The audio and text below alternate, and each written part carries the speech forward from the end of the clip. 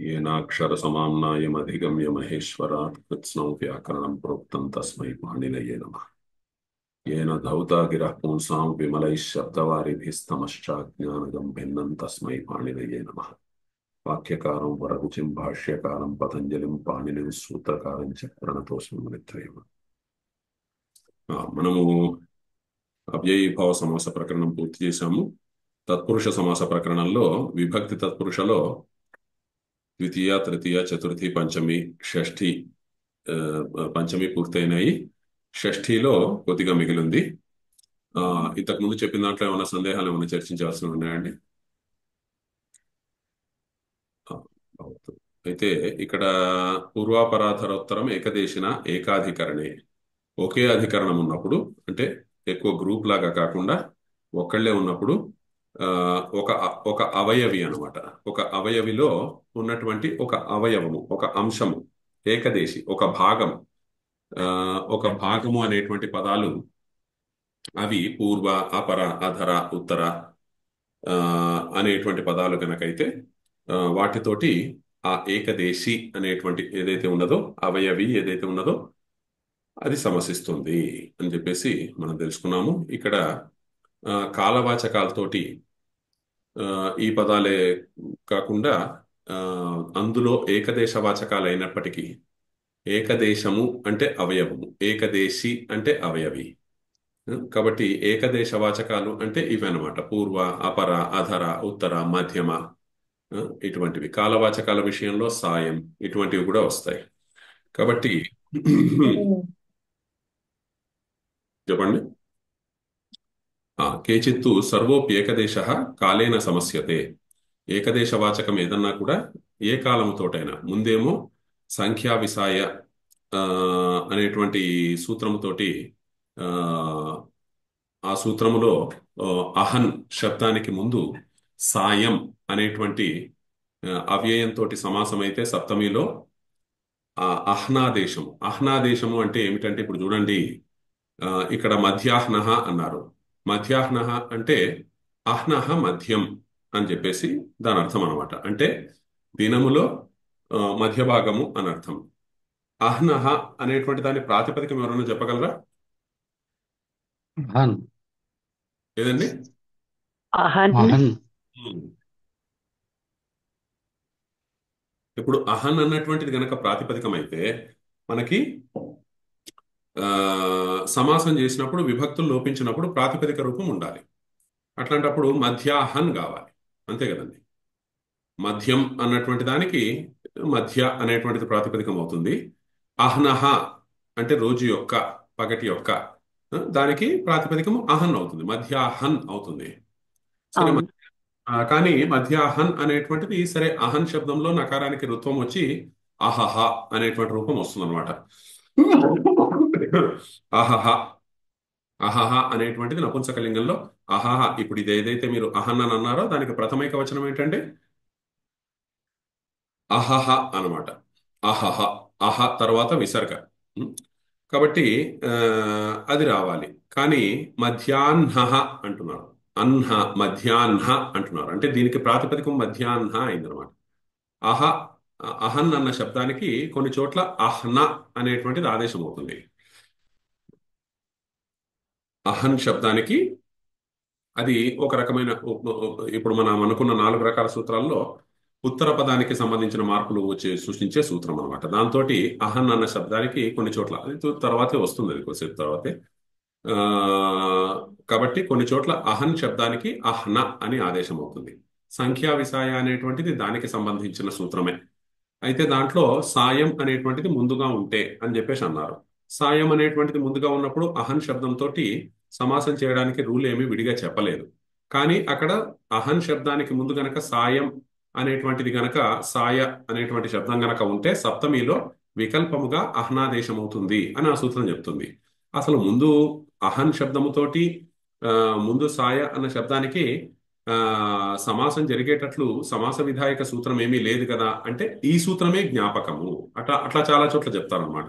అట్లా డిసైడ్ చేసేసుకుని ఆ, అలా వేరే రూల్ చెప్పడం వల్ల ఆయన ఏంటి ఆ, సాయ అన్న శబ్దంతో అహన్ అనే శబ్దము సమసిస్తుంది అనేటువంటిది డిసైడ్ చేశారు.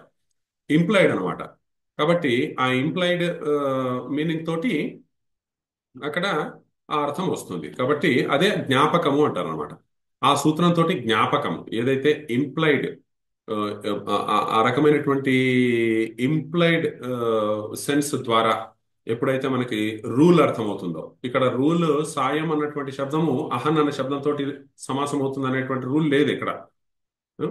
ఈ పదాలు ఆ, ఏకదేశితోటి, ఈ పదాల్లో మధ్య అనేటువంటిది లేదు.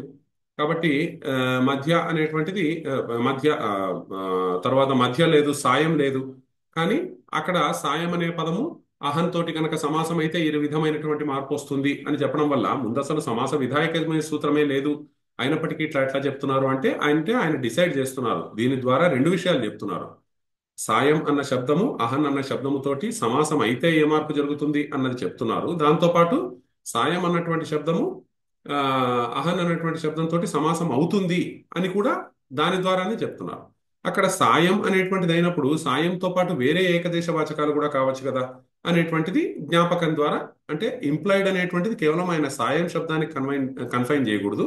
మధ్య ఆ, వంటి మొదలైనటువంటి పదాలతోటి కూడా, అంటే రోజులో ఒక భాగాన్ని సూచించే పదాలు ఏవైతే ఉన్నాయో వాటన్నిటితోటి కూడా అహన్ అన్న శబ్దము సమాసం అవుతుంది అని చెప్పేసి దాని అర్థం అనమాట. కొంతమంది ఇంకొక అడుగు ముందుకేసి ఏమంటారంటే కేవలం రోజు, కేవలం పగటిపూటే కాదు రాత్రిపూట అయినా కూడా దాంట్లో ఉండేటువంటి ఏకదేశం, ఆ, దాంట్లో ఉండేటువంటి భాగమును సూచించేటువంటి పదము ఆ రాత్రి అనే శబ్దంతో కూడా సమాసం అవుతుంది అని చెప్పేసి చెప్తారు. దాంతో జ్ఞాపకస్య సామాన్యాపేక్షత్వాత్, మీరు ఎట్లాగో ఇంప్లాయిడ్ మీనింగే కనుక తీసుకోవాలంటే దాన్ని అహంకి ఎందుకు కన్ఫైన్ చేస్తున్నారు, మొత్తం రోజుకి దాన్ని అప్లై చేయండి అని చెప్పేసి తేన మధ్యరాత్ర.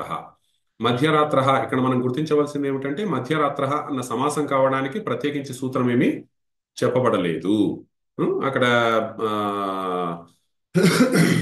వేరే చోట ఆ ఆ రకమైనటువంటి ఇండికేషన్ కనిపిస్తూ ఉండడం వల్ల ఆ సూత్రాన్ని మనం అర్థం చేసుకుంటాం. అట్లా చాలా చోట్ల అట్లా సూత్రాలు అర్థమవుతూ ఉంటాయి అన్నమాట, నియమాలు అర్థమవుతూ ఉంటాయి. మధ్యరాత్ర తర్వాత అపారతాహ, అలాగే అపరరాత్ర అనేటువంటి రూపం కూడా వస్తుంది. ఆ, ఉపర ఉపర ఉపారతాహ ఉపారతాహ పశ్చిమరాత్ర గోచరాహ ఇత్యాది సిద్ధం. ఏదో గొప్ప కవి ప్రయోగం ఏదో ఉంది, ఉపారతాహ పశ్చిమరాత్ర గోచరాహ. ఆ, ఏదైనా పెద్ద కవి ప్రయోగం అనమాట. దాంట్లో ఆ, పెద్ద కావ్యం ఏదో ఉంది. అంటే ఇప్పుడు వారందరూ పెద్ద పెద్ద పెద్ద కవులు, జ్యేష్ఠులు, శిష్టులు. మరి పోనీ ఏదో పురాతన కాలము అంటే వ్యాసుడు, వాల్మీకి అంటే ఆర్ష ప్రయోగాలు అనుకోవచ్చు. మరి వీళ్ళు ఇంత మహాపండితులే ఇది ప్రయోగించారు అంటే ఇందుకని ప్రయోగించారు. పశ్చిమరాత్ర గోచరాహ, పశ్చిమరాత్ర, పశ్చిమరాత్ర, పశ్చిమ అన్న శబ్దము అక్కడ ఏకదేశ వాచకము.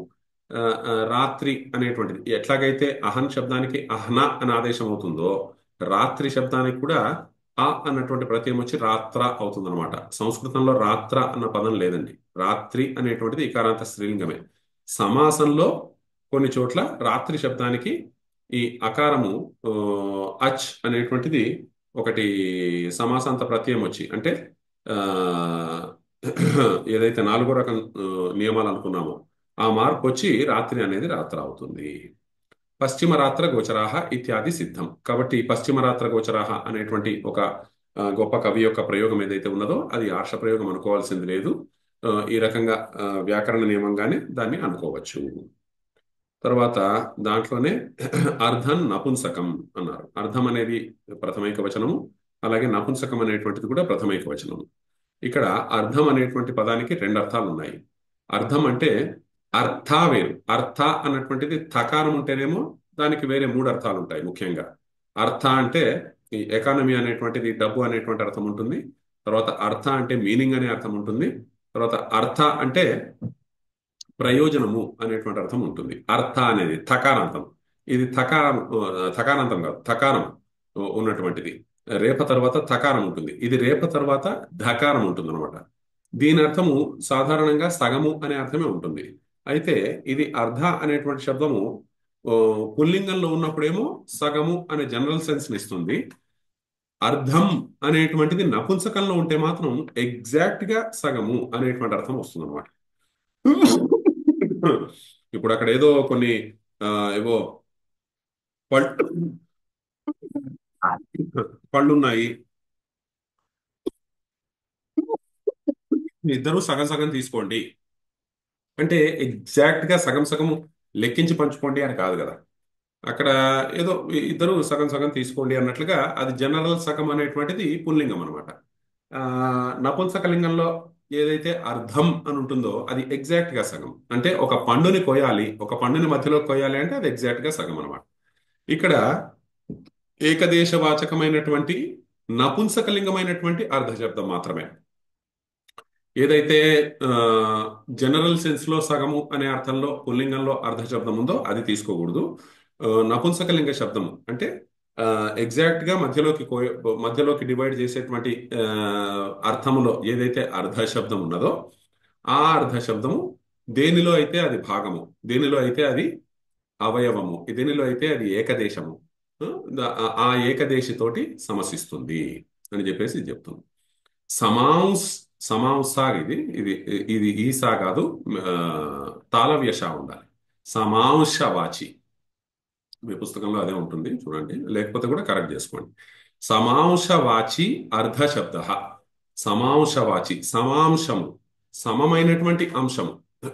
ఈ రెండు రకాలుగా డివైడ్ చేస్తే ఇది ఇది రెండు సమముగా ఉంటే దాన్ని ఆ అర్ధ శబ్దము నపుంసకలింగంలో ఉంటుందన్నమాట. సమాంశవాచి అర్ధ శబ్ద నిత్యం క్లీబే. క్లీబే అంటే నపుంసకలింగంలో. ఆ సహ ప్రాగ్వత్. ప్రాగ్వత్ అంటే అది, ఎందుకంటే సమాంశం అంటే ఒక భాగము. ఈ భాగం అనేటువంటిది దేనిలో భాగము, దేనిలో భాగము అది ఏకదేశి, దానితోటి సమాసం అవుతుంది అని చెప్పేసి. ఏక విభక్త వషష్ఠ్యంత వచనం. ఇంతకుముందు మనం ఏక విభక్తి చ అపూర్వ నిపాతే అనొకటి ఉపసర్జన సంజ్ఞకి రెండవ రూల్ తెలుసుకున్నాము. దాంట్లో ఏమనుకున్నాము అంటే మనము విగ్రహవాక్యంలో గనక వేరు వేరు విభక్తులు సమస్త పదానికి పెడుతూ ఉంటే ఏ పదానికైతే ఆ, ఆ, విభక్తి ఒకటే ఉంటుందో ఆ విభక్తి ఒకటే గనక ఉంటే దానికి ఉపసర్జన సంజ్ఞ వస్తుంది. ఆ ఉపసర్జన సంజ్ఞ పూర్వనిపాతం కోసం కాదు, నపుంసకత్వం కోసం, హ్రస్వత్వం కోసం అని చెప్పేసి ఏక విభక్తి చ అపూర్వ నిపాతే అనేటువంటి సూత్రంలో మనం తెలుసుకున్నాం అనమాట. అయితే ఆ విషయంలో ఒక వార్తికం ఉందన్నమాట. అదేమిటి అంటే ఏక విభక్తౌ ఆ షష్ఠ్యంత వచనం. అంటే ఆ, మీకు షష్ఠ్యంతము గనక ఆ, ఏదైనా ఇప్పుడు ఒకే విభక్తి ఏదైతే ఉన్నదో అది షష్ఠిలో గనక ఉంటే, ఇప్పుడు ఆ, ని- ఆ, ఆ, ఆ, నిర్వారాణసి అని ఒకటి ఉంటుందన్నమాట. నిర్వారాణసి అంటే వారాణసి నుంచి వెళ్ళిపోయినటువంటి వాడు అని చెప్పేసి. వారణాసి నుంచి బయలుదేరినటువంటి వాడు, వెళ్ళిపోయినటువంటి వాడు. ఇప్పుడు దానికి విగ్రహవాక్యం చెప్తే విగ్రహవాక్యం వచ్చేసి నిర్గత వారాణస్యాహ అని అర్థం అనమాట. వారాణసి నుంచి వెళ్ళిపోయినటువంటి వాడు. ఇప్పుడు దానికి గనక నిర్వారాణసీం అంటే ఆ, వారాణస్యాహ ఆ, నిర్గతం. వారాణస్యాహ అక్కడ పంచమి, వారాణసి నుంచి అని చెప్పేసి. వారాణసి నుంచి నిర్గతం, వారాణస్యాహ నిర్గతేన, వారాణస్యాహ నిర్గతాయ. కాబట్టి అన్నిట్లో కామన్ గా ఉన్నటువంటి పదం ఏమిటి? వారాణస్యాహ. కాబట్టి ఏక విభక్తిలో ఉన్నటువంటి పదము వారాణసి. కాబట్టి అక్కడ వారాణసి అనేటువంటిది ఉపసర్జన సంజ్ఞ వస్తుంది. అక్కడ వారాణసి అనే పదానికి పంచమి విభక్తి వచ్చింది. అలా గనుక షష్ఠీ విభక్తిలో కామన్ గా అన్నింటిలో, విగ్రహవాక్యంలో అన్నింటిలో గనక కామన్ గా షష్ఠీ విభక్తి ఉంటే అది ఆ విషయంలో మీరు ఉపసర్జన సంజ్ఞ కింద దాన్ని కౌంట్ చేయకూడదు అని వార్తికం చెప్తుంది అనమాట.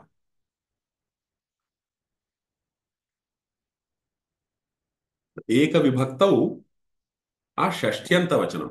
షష్ఠ్యంత వచనము గనక ఆ, మీకు ఒకే విభక్తిలో ఉండి వేరే పదానికి గనక విభక్తులు మారుతూ ఉంటే మీకు ఒకే విభక్తిలో ఉన్న పదానికి ఉపసర్జన సంజ్ఞ వస్తుంది అని చెప్పాం కాబట్టి దీనికి కూడా ఉపసర్జన సంజ్ఞ ఇస్తారేమో. ఆ విషయంలో మీరు వేరే వేరే విభక్తులు ఉంటేనే మీరు అలా కౌంట్ చేయాలి. షష్ఠీ విభక్తిలో గనక ఆ ఆ, అన్ని పదాలు సమస్త పదానికి వేరు వేరు విభక్తులు మార్చినప్పటికీ విగ్రహ వాక్యంలో ఉన్నటువంటి ఒకే విభక్తిలో ఉన్నటువంటి పదం షష్ఠీ విభక్తిలో ఉంటే మీకు ఈ రూల్ అప్లై కాదు, దానికి ఉపసర్జన సంజ్ఞ రాదు అని చెప్పేసి ఈ వార్తికం యొక్క అర్థం అనమాట. అంటే ఉదాహరణకి అక్కడ మనం ఉదాహరణ చెప్పుకునేటప్పుడు ఆ, రామబాణం అంటే రామస్య బాణం, రామబాణేన అంటే రామస్య బాణేన అని చెప్పేసి చెప్పుకున్నాం అర్థం కావడానికి. ఈ ఆ, వార్తికం ఏం చేస్తుంది అంటే మీరు అక్కడ షష్ఠిలో చెప్పారు కామన్ గా ఉన్నటువంటి ఆ, ఆ, పదం ఏదైతే ఉన్నదో, ఒకే విభక్తి తోటి ఏదైతే ఉన్నదో ఆ విభక్తి షష్ఠిలో చెప్పారు కాబట్టి దాని విషయంలో మీకు ఈ రూల్ అప్లై కాదు అని చెప్పేసి చెప్తున్నాను అనమాట. నిర్వారాణసిహి అన్నప్పుడు వారాణస్యాహ అనేది పంచమి. అలా వేరే వేరే విభక్తులు ఏమన్నా పెట్టుకోండి. ఇప్పుడు చోర భయం ఉంది, చోర భయం, చోరాత్ భయం. ఆ, అదే ద్వితీయాలో కూడా చోరాత్ భయం. అదే తృతీయ వస్తే చోరాత్ భయేన, చోరాత్ భయాయ, చోరాత్ భయాత్ అని చెప్పేసి చోరాత్ అనేది కామన్ గా ఉంది. అటువంటి చోట్ల చోర అనేటువంటిది ఉపసర్జన సంజ్ఞ అవుతుంది. కానీ ఇక్కడ మాత్రం ఆ, షష్ఠీ విభక్తిలో అట్లా కామన్ గా ఉంటే మాత్రం ఉపసర్జన సంజ్ఞ కాదు అని చెప్పేసి ఈ వార్తికం యొక్క అర్థం. నిజానికి ఇక్కడ చూస్తే దీంట్లో చాలా లేయర్స్ ఉంటాయి అన్నమాట. ఎంతో ప్రాక్టీస్ చేసి జాగ్రత్తగా వింటేనే అర్థమవుతుంది. ఫస్ట్ ఏమో ఏక విభక్తి చ అపూర్వ నిపాతి అనేటువంటిది విగ్రహవాక్యంలో ఒకే విభక్తిలో గనక ఏదైతే ఉంటుందో, సమస్త పదానికి వేరు వేరు విభక్తులు పెట్టినా కూడా విగ్రహవాక్యంలో ఒకే విభక్తిలో ఏదైతే ఉంటుందో దానికి ఆ, ఉపసర్జన సంజ్ఞ వస్తుంది. అయితే అది పూర్వ నిపాతం కోసం కాదు, ఉత్తర పదంలో ఆ, ఆ, నపుంసకత్వం వచ్చి దానికి స్త్రీలింగ పదం అయితే దానికి హ్రస్వం వస్తుంది. స్త్రీలింగ పదం అయితే హ్రస్వం వస్తుంది, నపుంసకం కాదు. స్త్రీలింగం అయితే హ్రస్వం వస్తుంది అని చెప్పేసి అక్కడ చెప్పారు.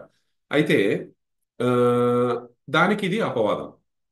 ఏక విభక్తౌ అషష్ట్యంత వచనం అనేటువంటి ఏకదేశి సమాస విషయక అయం ఉపసర్జన సంజ్ఞా నిషేధ. ఈ ఆ సూత్రానికి ఇది అపవాదం అయితే ఈ అపవాదానికి లిమిటేషన్ ఈ నెక్స్ట్ వచ్చే వాక్యం.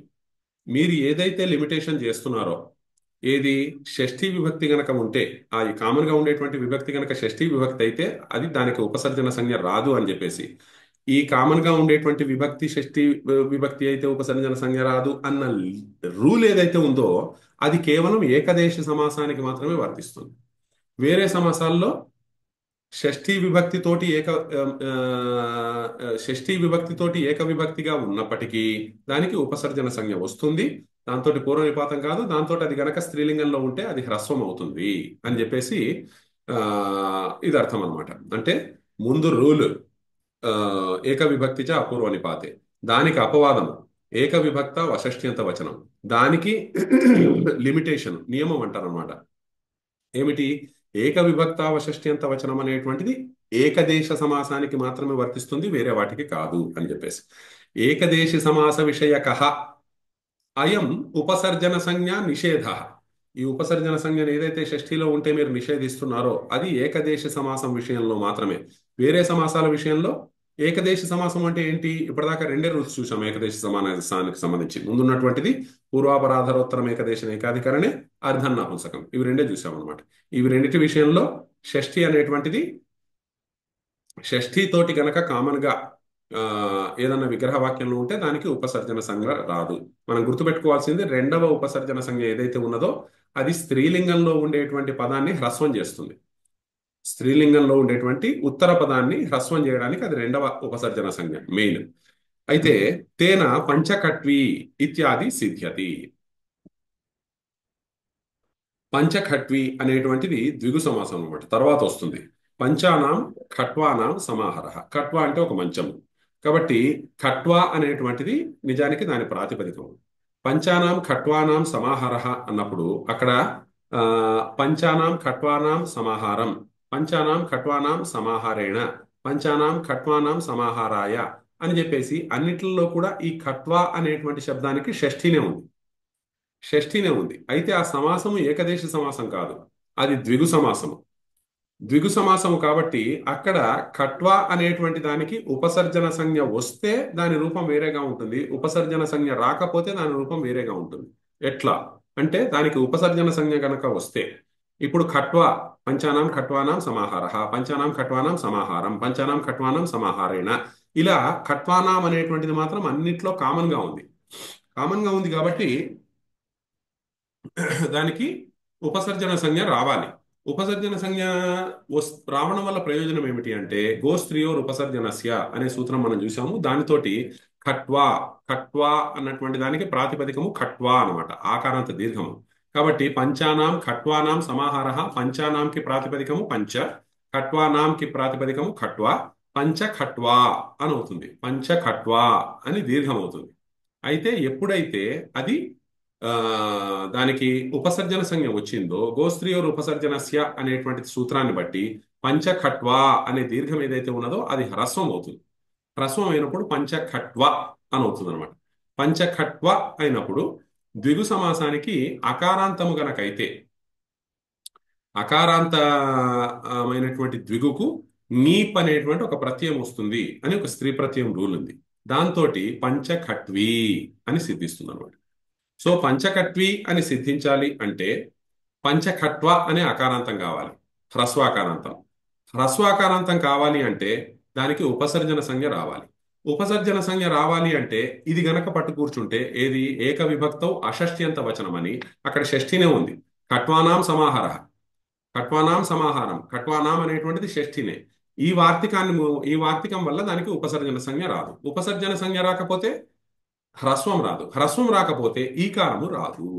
కాబట్టి ఈ షష్ఠిలో ఉపసర్జన సంజ్ఞను ఏదైతే నిషేధించారో ఆ నిషేధము కేవలం ఏకదేశి సమాసానికే అని చెప్పేసి చెప్తారు. కాబట్టి ఇవి నేను చెప్తున్నప్పుడు కూడా నాకు మనసులో అలాగే ఉంటుందన్నమాట. ఇవన్నీ ఇట్లా చెప్పగలిగినవి కాదు. ఒక్కొక్కటి ఒక్కొక్క అంశానికి 2-3 క్లాసులు తీసుకున్నా కూడా అర్థం కావన్నమాట కొన్ని కొన్ని. ఎందుకంటే layers layers layers layers steps గా ఉంటాయి. అవి పూర్తిగా సెటిల్ అయితే కానీ ఆ పిక్చర్ క్లారిటీ రాదనమాట. బహుశా మీకు ఇప్పటికే అర్థమైతే ఓకే. అర్థమైందా అందరికీ నేను చెప్పింది? ఇక్కడ ఎవరికి అర్థమైంది చెప్పండి, నాకు అర్థమైంది అని చెప్పండి. మళ్ళీ వీడియోస్ వింటాం సార్. అది మొత్తం అంతా చెప్పేశాక అది మళ్ళీ విన్నప్పుడు 2-3 టైమ్స్ విన్నాక అర్థమవుతుంది. Very good, very good. మొత్తానికి మీకు నేనకి స్కిప్ ఓవర్ చేయట్లేదు, నేను చెప్తున్నాను. కాబట్టి మీరు అది మీ వీడియోస్ చూడటానికి ఆ ఇంపార్టెన్స్ గురించి ఈ మాట చెప్తున్నాను. అర్థం కాకపోవడం మీద ఎంఫసైజ్ చేయడం వల్ల ఎవరికి ప్రయోజనం లేదు. అయితే విషయమే అటువంటిది. అది కొద్దిగా 2-3 సార్లు వినవలసినటువంటి అవసరం ఉంటుంది అని చెప్పడానికి మాత్రమే చెప్తున్నానండి. ఏమండి?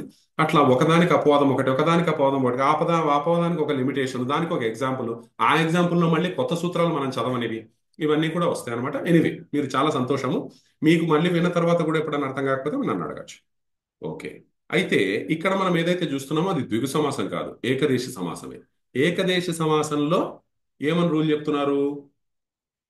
ఏకదేశ సమాసం విషయంలో ఏదైనా కూడా షష్ఠీ విభక్తి కామన్ గా ఉంటే ఆ, విగ్రహ వాక్యంలో అంటే సమస్త పదానికి విభక్తిని మారుస్తున్నప్పుడు ఆ విగ్రహ వాక్యంలో షష్ఠీ విభక్తి కనుక కామన్ గా ఉంటే ఏదైతే సెకండ్ రూల్ తోటి ఉపసర్జన సంజ్ఞ వస్తుందో ఆ సెకండ్ రూల్ తోటి ఉపసర్జన సంజ్ఞ రావడానికి షష్ఠీ విభక్తి గనక కామన్ గా ఉంటే, ఏక విభక్తి అనేటువంటిది ఒకే విభక్తి ఏదైతే ఉందో అది గనక షష్ఠీ విభక్తి అయితే దానికి ఉపసర్జన సంజ్ఞ రాదు. ఉపసర్జన సంజ్ఞ రాదు అంటే దానికి ఆ ఆ, ఉత్తరంలో ఉన్నటువంటి ఆ పదము స్త్రీలింగంలో ఉన్నప్పటికీ హ్రస్వము కాదు అని దాని అర్థం అనమాట. వేరే సమాసాల్లో అవుతుంది, ఏకదేశి సమాసంలో కాదు. ఈ సమాసానికే ఏకదేశి సమాసము అని పేరు అనమాట.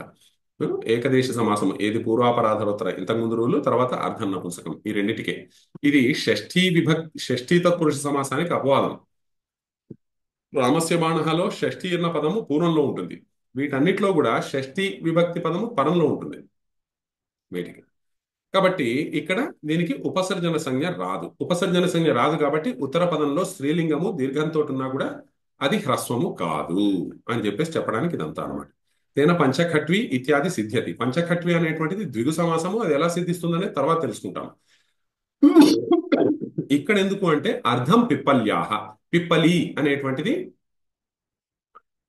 ఒక పదం, ఒక పండు. దానిలో సగానికి కోస్తే ఆపిల్ పండు లాగా అది 50% అవుతుంది. కాబట్టి అక్కడ అర్ధం అనేటువంటిది ఇక్కడ నపుంసకలింగ సెట్ అవుతుంది. అర్ధం పిప్పల్యాహ, అర్ధ పిప్పలి. ఇప్పటి వరకు చెప్పినటువంటి డిస్కషన్ వల్ల అర్థం ఏమిటి అంటే, ఇప్పుడు పంచానాం ఖట్వానాం సమాహార పంచఖట్వీ అయింది. అక్కడ ఖట్వా అనేటువంటిది ఆకారం ఉండి ఆకారం ఉన్నందుకు హ్రస్వం అయింది అక్కడ. ఎందుకని? అది ఏకదేశ సమాసం కాదు. 5 మంచముల సమాహారము అని చెప్పేసి 5 మంచముల సమూహము అని మాత్రమే అక్కడ అర్థము. ఇక్కడ పిప్పల్యాహ అర్థం అనమాట. పిప్పలి అనే ఫలములో ఎగ్జాక్ట్ గా సగము అని అర్థం. దీనికి గనుక ఉపసర్జన సంజ్ఞ వస్తే ఏది ఏక విభక్తి, ఇప్పుడు అర్ధ పిప్పలి అనేది ఉందనుకోండి. అర్ధ పిప్పలి అన్నటువంటి దానికి మీరు రకరకాల విభక్తులు గనక పెడితే పిప్పల్యాహ అర్ధం, పిప్పల్యః లేదా అర్ధం పిప్పల్యాః, అర్ధం పిప్పల్యాః, అర్ధేన పిప్పల్యాః, అర్ధాయ పిప్పల్యాః. ఉం? ఆ, ఆ, అంటే పిప్పల్యాః అనేటువంటిది కామన్ గా ఉంది. పిప్పల్యాహ అనేటువంటిది షష్ఠి. పిప్పలి యొక్క సగముతో, పిప్పలి యొక్క సగము కొరకు, పిప్పలి యొక్క సగము వలన అని చెప్పేసి పిప్పలి యొక్క అనేటువంటిది మాత్రం కామన్ గా ఉందన్నమాట. కామన్ గా ఉన్నందుకు దానికి ఉపసర్జన సంజ్ఞ రావాలా. మనం ఇంతకుముందు నేర్చుకున్నటువంటి గోస్త్రీయోర్ ఉపసర్జనస్య ఉపసర్జనస్య అనేటువంటి సూత్రంతో. కానీ ఈ వార్తికము నిషేధిస్తుంది. ఆ నిషేధము కూడా కేవలం ఏకదేశి సమాసంలో మాత్రమే నిషేధిస్తుంది, వేరే చోట్ల కాదు అని అర్థం చేసుకోవాలి. అది పాయింట్. సో అర్ధం పిప్పల్యాహ, అర్ధ పిప్పలి. క్లీబే కిం గ్రామస్య గ్రామ్యార్థ. గ్రామార్థ, గ్రామ్యార్థ కాదు, ఇది కూడా తప్పకుండా ఉంటుంది మీ దాంట్లో చూడండి. గ్రామార్థ ఆ, అంటే గ్రామ. ఇప్పుడు అర్ధ అనే పదము పుల్లింగంలో కూడా ఉంది, నపుంసకంలో కూడా ఉంది. నపుంసకంలో ఉన్నది మాత్రమే ఎగ్జాక్ట్ గా సగము, అంటే ఒక పన్నుని సగము అంటే అర్థం ఉంది. ఆ, కొన్నిట్లి సగము అంటే ఇప్పుడు ఒక బియ్యం అక్కడ పోగు చేసేసి సగం సగం తీసుకోండి అంటే ఎగ్జాక్ట్ గా సగం రాదు, అది అక్కడ అర్ధ అని వస్తుంది అనమాట. కాబట్టి ఇక్కడ సమాసం ఏకదేశ సమాసం అయ్యేది నపుంసక లింగంతోటే. కాబట్టి ఆ, ఎక్కడైతే ఆ ఎగ్జాక్ట్ సగం అనేటువంటిది కుదరదు, సగం ఊళ్ళు వాళ్ళు పంచుకున్నారు, సగం ఊళ్ళు వీళ్ళు పంచుకున్నారు, ఊరిలో సగం వాళ్ళు సగం వీళ్ళు అన్నప్పుడు ఊరిని ఏదో ఆపిల్ పండు కోసినట్టు కోశారు అనేటువంటి కాదనమాట. కాబట్టి అటువంటి చోట ఈ సమాసము రాదు, అక్కడ షష్ఠీ తత్పురుష సమాసం వస్తుంది. షష్ఠీ తత్పురుష సమాసానికి దీనికి ఉన్న తేడా ఏమిటి అంటే, షష్ఠీ తత్పురుష సమాసంలో షష్ఠీ విభక్తి రామస్య బాణః అన్నప్పుడు రామపదం ముందుకు వస్తుంది. ఇక్కడ షష్ఠీ విభక్తి ఉన్నటువంటి పదము తర్వాత వస్తుంది. ఏమండి? అర్ధ పిప్పలి అంటే పిప్పల్యాహ అర్ధం అని అర్థం అనమాట. అట్లాగే అర్ధ అర్ధ గ్రామస్య, అర్ధ గ్రామస్య అన్నప్పుడు ఈ సమాసం రాదు. ఎందుకు? అక్కడ అర్ధ అన్నప్పుడు ఎగ్జాక్ట్ 50% అనేది కుదరదు, సమాంశవాచి కాదు అక్కడ. ఎందుకని? పుల్లింగంలో ఉంది. అర్ధ గ్రామస్య అన్నప్పుడు ఈ సమాసం వచ్చే అవకాశం లేదు, కాబట్టి ఇది కేవలం అందుకని సూత్రంలోనే నపుంసకం అని చెప్పారు అనమాట. నపుంసకలింగ శబ్దం అయితేనే నపుంసకలింగ శబ్దం ఎప్పుడవుతుంది అంటే ఎగ్జాక్ట్ గా 50% కట్ అయినప్పుడే ఆ భాగాన్ని అర్ధం అంటారు అనమాట. కాబట్టి అర్ధ అన్నప్పుడు అర్ధ గ్రామస్య అంటే షష్ఠీ తత్పురుష సమాసమై గ్రామార్ధ అని చెప్పేసి అవుతుంది. ద్రవ్యైక్యే ఏవ అర్ధం పిప్పలీనాం. అలాగని ఏకదేశిన ఏకాధికరణే అనేటువంటిది కూడా అనువృత్తి అయింది. ఏకాధికరణే అంటే మీరు ఇట్లా కట్ చేసినా ఏం చేసినా దానిలో ఒకటే యూనిట్ ఉండాలి, ఒకటే యూనిట్. ఇంతకు ముందు కూడా మనం పూర్వకాయ అపరకాయ అని చూసాం. ఒక బాడీలో పూర్వ భాగము, ఒక బాడీలో వెనక భాగము, ఒకే యూనిట్ లో ఒకే బాడీలో భాగంతో మాత్రమే ఇది సమాసం అవుతుంది. ఒక 100 మంది ఉన్నారు, దాంట్లో ముందున్నటువంటి వాడు వెనక ఉన్నటువంటి వాడు అంటే సమాసం కాదు. అట్లాగే అర్ధం పిప్పలీనాం, పిప్పలి పండ్లు చాలా ఉన్నాయి, దాంట్లో సగము అంటే మళ్ళీ ఈ సమాసం కాదు. అందుకని అర్ధం పిప్పలీనాం అనేటువంటి చోట సమాసము కాలేదు. అర్ధం పిప్పల్యాహ అన్నప్పుడు అవుతుంది, ఎందుకంటే అది ఒకటే బాడీ కాబట్టి. తర్వాత ద్వితీయ తృతీయ, ఇది కూడా ఏకదేశ సమాసమే. 3 సూత్రాలు ఉన్నాయి ఏకదేశ సమాసానికి. ద్వితీయ తృతీయ చతుర్థ తుర్యాణి అన్యతరస్యాం. తుర్యము అంటే 4వది అని అర్థం అనమాట. తుర్యము అనే శబ్దం ఏర్పడటంలో చతుర్ నుంచే తుర్యము అని వస్తుంది. ఆ, తుర్యము అంటే చతుర్థము అని అర్థం. డైరెక్ట్ మీనింగ్ తుర్యము అంటే చతుర్థము, 4వది అని అర్థం. ద్వితీయ తృతీయ చతుర్థ తుర్యాణి అన్యతరస్యాం. ద్వితీయ తృతీయ చతుర్థ తుర్యాణి అనే పదాలు ఏకవచనంలో ప్రథమ విభక్తిలో ఉన్నాయి కాబట్టి అవి పూర్వ పదాలు అవుతాయి. ఇది కూడా ఏకదేశ సమాసమే. ఇక్కడ మనం గుర్తుపెట్టుకోవాల్సింది ఏమిటి అంటే, ద్వితీయ తృతీయ అనేటువంటిది రెండవ ఆ, రెండవ వ్యక్తి, రెండవ మనిషి, రెండవ ఆ, వస్తువు అనేటువంటి తీసుకోకూడదు. ఒక వస్తువులో రెండవ భాగం, ఇవన్నీ కూడా ఏకదేశ సమాసాలే. ఒక వస్తువులో మూడవ భాగం, ఆ అర్థంలోనే ఇక్కడ తీసుకోవాలన్నమాట. కాబట్టి ఏతాని ఏకదేశిన సహ ప్రాగ్వద్వా. ద్వితీయం భిక్షాయాహ ద్వితీయ భిక్ష. ద్వితీయ భిక్ష అంటే రెండవ భిక్ష అని కాదు, భిక్షలో రెండవ భాగం అని చెప్పేసి. ద్వితీయం భిక్షాయాహ ద్వితీయ భిక్ష. ఏకదేశిన కిం? ద్వితీయం భిక్షాయాహ భిక్షుకస్య, భిక్షుకస్య ద్వితీయస్య భిక్షాయాహ అని చెప్పేసి ఇక్కడ అర్థం అనమాట. ద్వితీయం భిక్షాయాహ భిక్షుకస్య, భిక్షకుని యొక్క భిక్షుకుని యొక్క రెండవ ఆ, భిక్ష అని చెప్పేసి ఆ, లేదా భిక్షుకుని యొక్క భిక్షలో రెండవ భాగము అని చెప్పేసి ఇక్కడ ద్వితీయం అంటే ద్వితీయస్య అనే అర్థంలో వస్తుంది అనమాట నిజానికి. నలో కావ్యేయ నిష్ఠ కలర్త తృణాం అని చెప్పేసి ఆ, మనకి కారక ప్రకరణంలో ఒక సూత్రం వచ్చింది. దాంట్లో ఉక అనేటువంటిది భిక్షుక అని ఉన్నందుకు ద్వితీయస్య అని అనకూడదు అనమాట, ద్వితీయం అని మాత్రమే అనాలి. అందుకని కాబట్టి భిక్షుకస్య ద్వితీయస్య అనేటువంటిది ఆ అర్థము, కానీ ఆ అర్థంలో ద్వితీయ వచ్చింది, కర్మపదం అది. దేనికి కర్మము, దేనికి కర్మపదము అంటే భిక్షుకస్య, భిక్షుకస్య ఆ, భిక్షాయాహ భిక్షుకస్య ద్వితీయస్య అని చెప్పేసి భిక్షుకస్య ద్వితీయం. భిక్షుకుడు అనేటువంటి ఆ, కర్తకు సంబంధించినటువంటి కర్మ అనమాట. అంటే అతను చేసినటువంటి ఆ, భిక్ష దానికి సంబంధించినటువంటి రెండవ భాగము అని చెప్పేసి ఇక్కడ ఆ, ద్వితీయం మరియు ఆ, భిక్ష శబ్దముతో కానీ ద్వితీయం భిక్షుకస్య అనేటువంటి శబ్దంతో కానీ సమాసము కాదు అని చెప్పడం ఇక్కడ ఉద్దేశం. ఆ, ఎందుకంటే దానిలో భాగము కాదు, భిక్షకుని యొక్క రెండవ భిక్ష, అంతేగాని ఆ, భిక్షలో రెండవ భాగము అని కాదనమాట. కాబట్టి ఇక్కడ సమాసము కాలేదు. ఏకదేశిన, అది ఏకదేశి అయినప్పుడే, ఒక ఒక ఒక సింగిల్ బాడీలో ఒక సింగిల్ యూనిట్ లో ఒక పార్ట్ అయినప్పుడు మాత్రమే ఆ పార్ట్ ఆ హోల్ తోటి సమాసం అవుతుంది. అన్యతరస్యాం గ్రహణ సామర్థ్యాత్ పూర్ణ గుణ ఇది నిషేధం బాధిత్వ పక్షే షష్ఠీ సమాసః. ఇక్కడ అన్యతరస్యాం, దీని విషయంలో ఏకదేశ సమాసంలో ఏంటంటే అన్యతరస్యాం అంటే వికల్పేన, వికల్పముగా ఇది సమసిస్తుంది. ఖచ్చితంగా ఇదే అని కాదు, వేరే సమాసం కూడా అవుతుంది. వేరే సమాసం ఏమిటి అంటే షష్ఠీ తత్పురుష సమాసం. ఎందుకంటే రెండవది ఎట్లాగూ షష్ఠీనే ఉంటుంది, దాని యొక్క భాగము ఇది కాబట్టి. కాబట్టి షష్ఠీ తత్పురుష సమాసం అయితే మళ్ళీ అది ఆ, ఆ, భిక్షాయాహ ద్వితీయం, ద్వితీయం భిక్షాయాహ అన్న చోట కాలేదు. ఎందుకంటే భిక్ష అనేటువంటి దాంట్లో ఇక్కడ ద్వితీయం అనేటువంటిది ఆ, ఏకదేశి కాలేదు. అదే ఆ, ఆ, ఎక్కడైతే ఏదైతే ద్వితీయం భిక్షాయాహ ద్వితీయ భిక్ష అనుందో ఇదే చోట అన్యతరస్యాం అని సూత్రంలో చెప్పడం వల్ల షష్ఠీ తత్పురుష సమాసం కూడా వస్తుంది. దాంతో భిక్షా ద్వితీయం అని చెప్పేసి, భిక్షా ద్వితీయం అనేటువంటిది షష్ఠి అన్న సూత్రంతో వస్తుంది కదా. దానికి ఇక్కడ అన్యతరస్యాం అని ఎందుకు చెప్పారు అంటే తరువాత షష్ఠి తత్పురుష సమాసానికి పూర్ణ గుణ సుహితార్థ సత్ అవ్యయ తవ్య ఇది కూడా మనం చూసాం.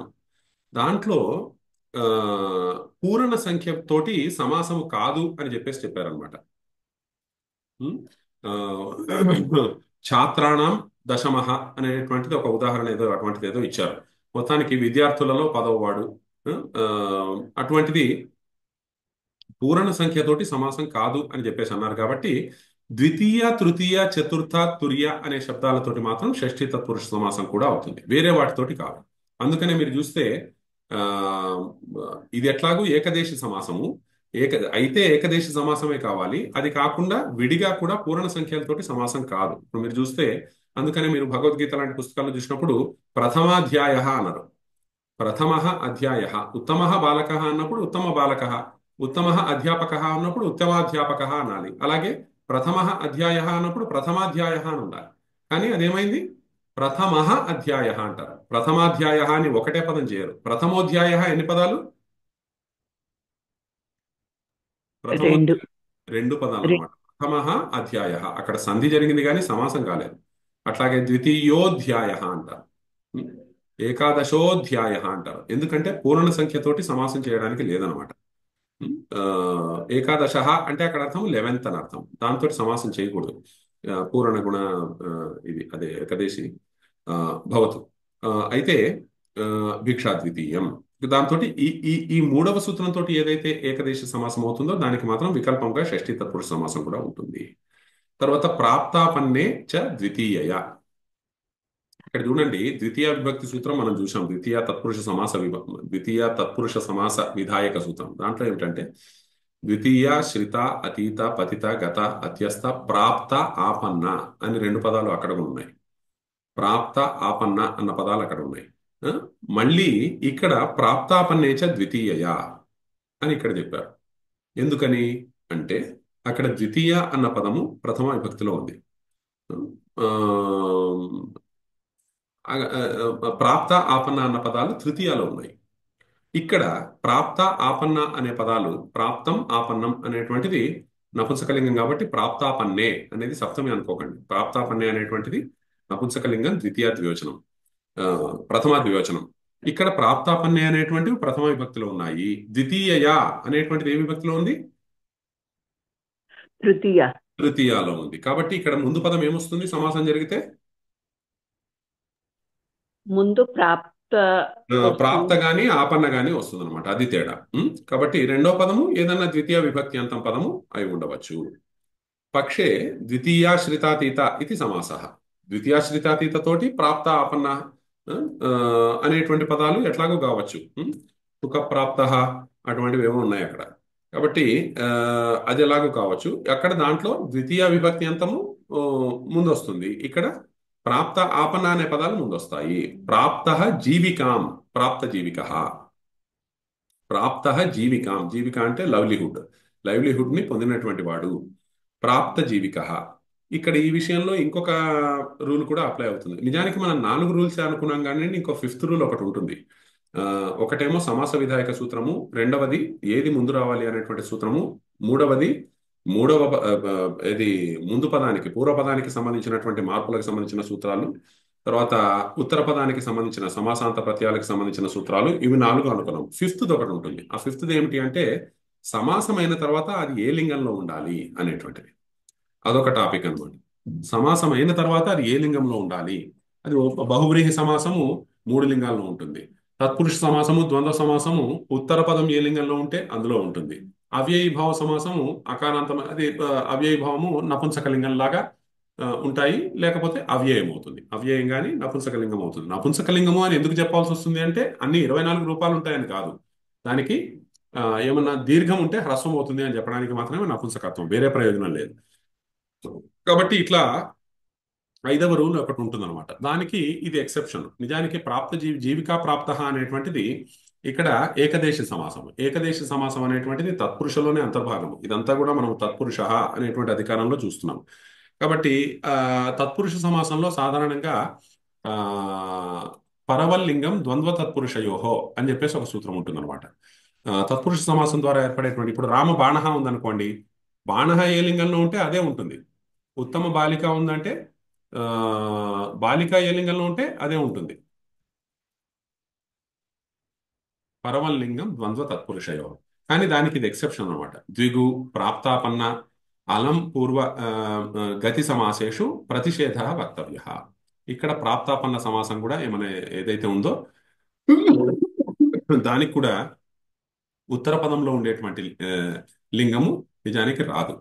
ఇవి కాకుండా ద్విగు, ప్రాప్తాపన్న, అలం పూర్వ గతి సమాసేషు ప్రతిషేధ, వాటిలో ఆ రూల్ ఏదైతే సమాసము పరపదము ఉత్తర పదము యొక్క లింగంలోనే ఉండాలి సమస్త పదం కూడా అనేటువంటి రూల్ ఏదైతే ఉందో దానికి ఇది ఎక్సెప్షన్.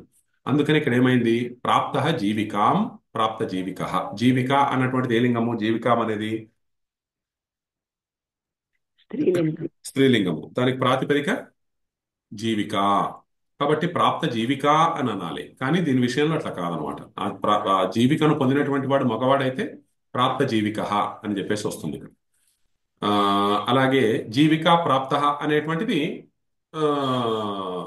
ద్వితీయ తత్పురుష సమాసము. జీవికాం ప్రాప్త, జీవిక అనేటువంటిది ద్వితీయాంతము, ప్రాప్త అనేటువంటిది అక్కడ చెప్పారు జీవిక ప్రాప్త. అలాగే ఆపన్న జీవిక. ఆపన్న అంటే కూడా పొందాడు అనే. ఆపన్న జీవిక, జీవికాపన్న. ఇహ సూత్రే ద్వితీయయా ఆ ఇది ద్వితీయయా ఆ ఇది ద్వితీయాశ్రితాతీత ప్రాప్తో జీవిక, ప్రాప్త జీవిక, జీవికా ప్రాప్త, ఆపన్న జీవిక. ఇక్కడ ఇహ సూత్రే ద్వితీయయా ఆ ఇది చిత్వా అకారః అపి విధీయతే. తేన జీవికాం ప్రాప్త స్త్రీ ప్రాప్త జీవిక ఆపన్న జీవిక. ఇక్కడ సరే, ఇక్కడ జీవికాం ప్రాప్త అన్నారు. జీవికాం ప్రాప్త అంటే ప్రాప్త అనేటువంటి వాడు మగవాడు. ఎప్పుడైతే స్త్రీ వచ్చింది అనుకోండి, ఇప్పుడు జీవికాం ప్రాప్త జీవికాం ప్రాప్త. ఇప్పుడు దీంట్లో ఈ సూత్రం ప్రకారం ముందు పదం ఏం కావాలి? జీవికాం ప్రాప్త. ప్రాప్త ప్రాప్త కావాలి. ప్రాప్త జీవికాం అవుతుంది. ప్రాప్త అనేటువంటిది ముందుకు వస్తుంది. ప్రాప్త అన్నటువంటి దానికి ప్రాతిపదికం ఏంటి?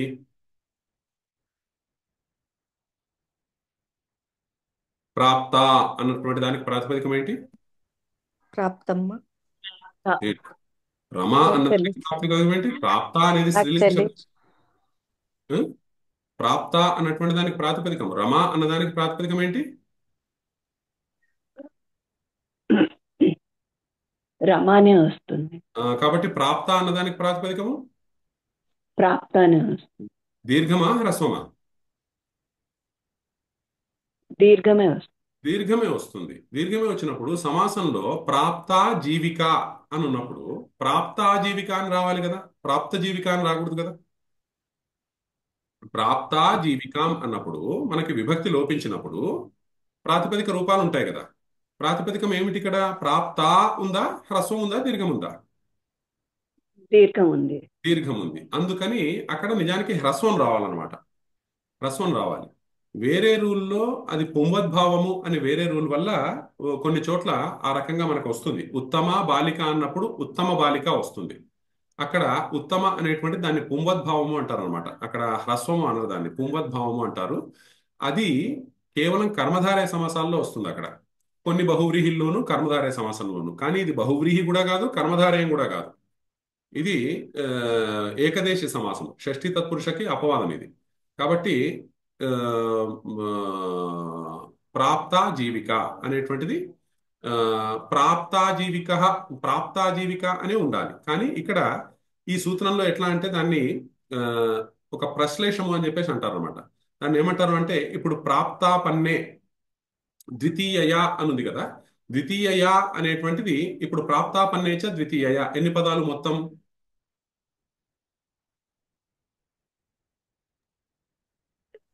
ప్రాప్త దాదాపు ఆపన్న ద్వితి. కాదు, ప్రాప్తాపన్నే అనేది ఒకటే పదం అండి, సుప్తింగంతం పదం. ప్రాప్తాపన్నే ఒక పదము, చ ఒక పదము, ద్వితీయ ఒక పదం, 3 పదాలు ఉన్నాయి దీంట్లో. మీకు ఏమైనా డౌట్ వస్తే ఇందులో చూడండి. ఆ, ప్రాప్తాపన్నే చ ద్వితీయ అన్నప్పుడు ప్రాప్తాపన్నే అనేటువంటిది ఒక పదము, ప్రథమా ద్వివచనము, చ ఒక పదము, ద్వితీయ అనేటువంటిది ఒక పదం అన్నమాట. సమాసంలో ఎన్ని శబ్దాలు అనేటువంటిది వేరు. ఈ మొత్తం సూత్రంలో 3 పదాలు ఉన్నాయి అనమాట. దీనికి యాక్చువల్గా 4 పదాలు ఉన్నాయి అని చెప్పేసి చెప్తారు. అదేమిటంటే ప్రాప్తాపన్నే చ ద్వితీయ అ అంటారు అనమాట. అవన్నీ ద్వితీయ ప్లస్ అ కలిస్తే ఏమవుతుంది? ద్వితీయ అవుతుంది. ద్వితీయనే అవుతుంది.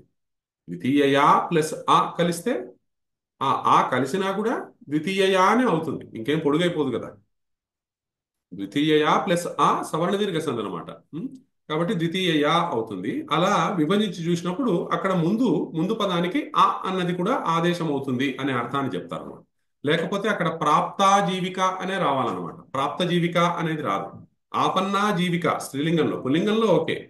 ప్రాప్త జీవికాం అన్నప్పుడు ప్రాప్తకి ప్రాతిపదికము ప్రాప్తనే కాబట్టి ప్రాప్త జీవిక అని వస్తుంది. కానీ స్త్రీలింగంలో అయితే ప్రాప్త జీవికాం, జీవికాం ప్రాప్త కదా, జీవికను పొందినటువంటి ఆమె. కాబట్టి ప్రాప్త అన్నటువంటి దానికి ప్రాతిపదికము ప్రాప్త కాబట్టి ప్రాప్తా జీవిక అని రావాలన్నమాట. అలా రాదు. దానికి కారణము సూత్రంలో ప్రాప్తాపన్నే చ ద్వితీయ అ అనేటువంటిది ఇహ సూత్రే ద్వితీయ అ ఇది చిత్వ, ఈ విధంగా ఛేదనము చేసి ద్వితీయ అనేటువంటిది మీకు ఏదైతే పదం కనిపిస్తుందో అది వస్తుతః 2 పదాలు కాదు, ఒకటే పదం కాదు, 2 పదాలు. ద్వితీయ ప్లస్ ఆ, ద్వితీయ ప్లస్ ఆ కూడా ద్వితీయనే అవుతుంది, సవర్ణ దీర్ఘ సంధి. కాబట్టి ద్వితీయ అని ఏదైతే కనిపిస్తుందో ద్వితీయ ప్లస్ ఆ అని అర్థం చేసుకోండి అని చెప్పేసి చెప్తారు. దాంతో ఈ ప్రాప్త జీవిక, ఆపన్న జీవిక అనేటువంటిది వస్తుంది. నెక్స్ట్ కాలాహ పరిమాణిన. కాలవాచకాలు ఆ, ఆ, దేనినైతే ఆ, ఆ, ఆ, ఆ, దేనినైతే దేనికి సంబంధించినటువంటి పరిమాణం అయితే చెప్తున్నాయో ఆ పదాలతోటి సమసిస్తాయి. పరిచ్ఛేద్య వాచిన. పరిచ్ఛేద్యము అంటే ఈ కాలవాచకము చేత ఆ, ఏదైతే పరిచ్ఛేదం, ఇప్పుడు ఆయనకి ఇన్నేళ్ల వయస్సు అని చెప్పినప్పుడు ఆ ఇన్నేళ్లు అనేటువంటిది మాత్రమే కాలవాచకము. ఆ కాలవాచకము చేత పరిచ్ఛేద్యుడు అతను అనమాట, ఆ వ్యక్తి. కాబట్టి ఈ చెట్టుకి 70 ఏళ్ళు అంటే 70 ఏళ్ళు అనేటువంటిది కాలవాచకము, చెట్టు అనేటువంటిది పరిచ్ఛేద్యము, ఆ రకంగా. కాబట్టి పరిచ్ఛేద్యవాచి రెండో పదం అవుతుంది, కాలవాచకం ముందు పదం అవుతుంది. సుబంతేన సహా కాలాహ సమస్యంతే, కాలవాచకాలు సమస్యవుతాయి. మాసో జాతస్య మాసజాతః, పుట్టిన వాడికి నెల అని చెప్పడానికి మాసజాతః అని చెప్పేసి వస్తుంది. ఇక్కడ కాలాహ అనేటువంటిది ప్రథమ విభక్తి కాబట్టి కాలవాచకం ముందు వస్తుంది. పరిమాణి అనేటువంటి వాడు ఇక్కడ ఎవరినైతే కొలవబడ్డాడో, ఆ కాలంతో ఎవడైతే కొలవబడ్డాడో అతను జాతః అనమాట, పుట్టినటువంటి వాడికి నెల అని చెప్పేసి. ద్యః జాతః, ద్వయోహ అన్హోహ సమాహారః, ఇది ఒక కాంప్లికేటెడ్ విషయం. అలాగే ద్యః జాతః కూడా వస్తుంది, ద్యహ్న జాతః కూడా వస్తుంది. ఇందాక మనం చూసాము అహ అన్నటువంటి శబ్దానికి అహ అహన్ అనేటువంటి ప్రాతిపదికం ఏదైతే ఉందో దానికి కొన్ని చోట్ల అహ్న అనేటువంటిది ఆదేశం వస్తుంది, కొన్ని చోట్ల రాదు. కాబట్టి ద్యః జాతః అన్నప్పుడు రానప్పుడు అక్కడ టచ్ అని ఒక ప్రత్యయం వస్తుంది అనమాట. అది సమాసాంత ప్రత్యయము. దాంతో అహహ అని కూడా ఉండదు, అహ అని మాత్రమే అవుతుంది, అకారాంతం అవుతుంది అది. అహన్ అనేటువంటిది నకారాంతము.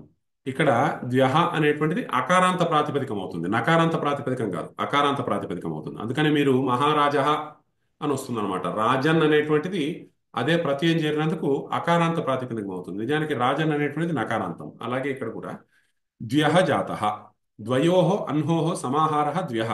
ద్వ్యః జాతఃలో 3 పదాలకు సమాసం జరిగింది. ఇప్పటిదాకా మనం చూసినటువంటి పదాల్లో దేనిలో కూడా 3 పదాలకు సమాసం విధించే సూత్రాలు లేవు. ఒక పదం ఇంకొక పదం, సుపాతోటి అనమాట, సుబంతము సుబంతముతోటి. కాబట్టి ద్వ్యః జాతఃలో ద్వి ఉంది, అహన్ ఉంది, జాత ఉంది. అటువంటి చోట్ల ముందు 2 పదాలకు సమాసమై తర్వాత 3వ పదంతో సమాసం అవుతుంది. కొన్ని ఎక్సెప్షన్స్ దానికి ఉన్నాయి, ఎక్కువ పదాలు కూడా ఒకేసారి సమాసం కావడానికి, అది మనకు తర్వాత వస్తుంది. కాబట్టి ద్వ్యః జాతః అంటే ద్వయోః అన్హోః సమాహారః ద్వ్యః, 2 రోజుల పుట్టిన వాడికి 2 రోజులు అనేటువంటిది ద్వ్యః జాతః అన్న పదానికి అర్థము. అయితే ద్వయోః అన్హోః సమాహారః అంటే 2 రోజుల సమాహారము అని చెప్పడానికి అది ద్విగు సమాసం అవుతుంది.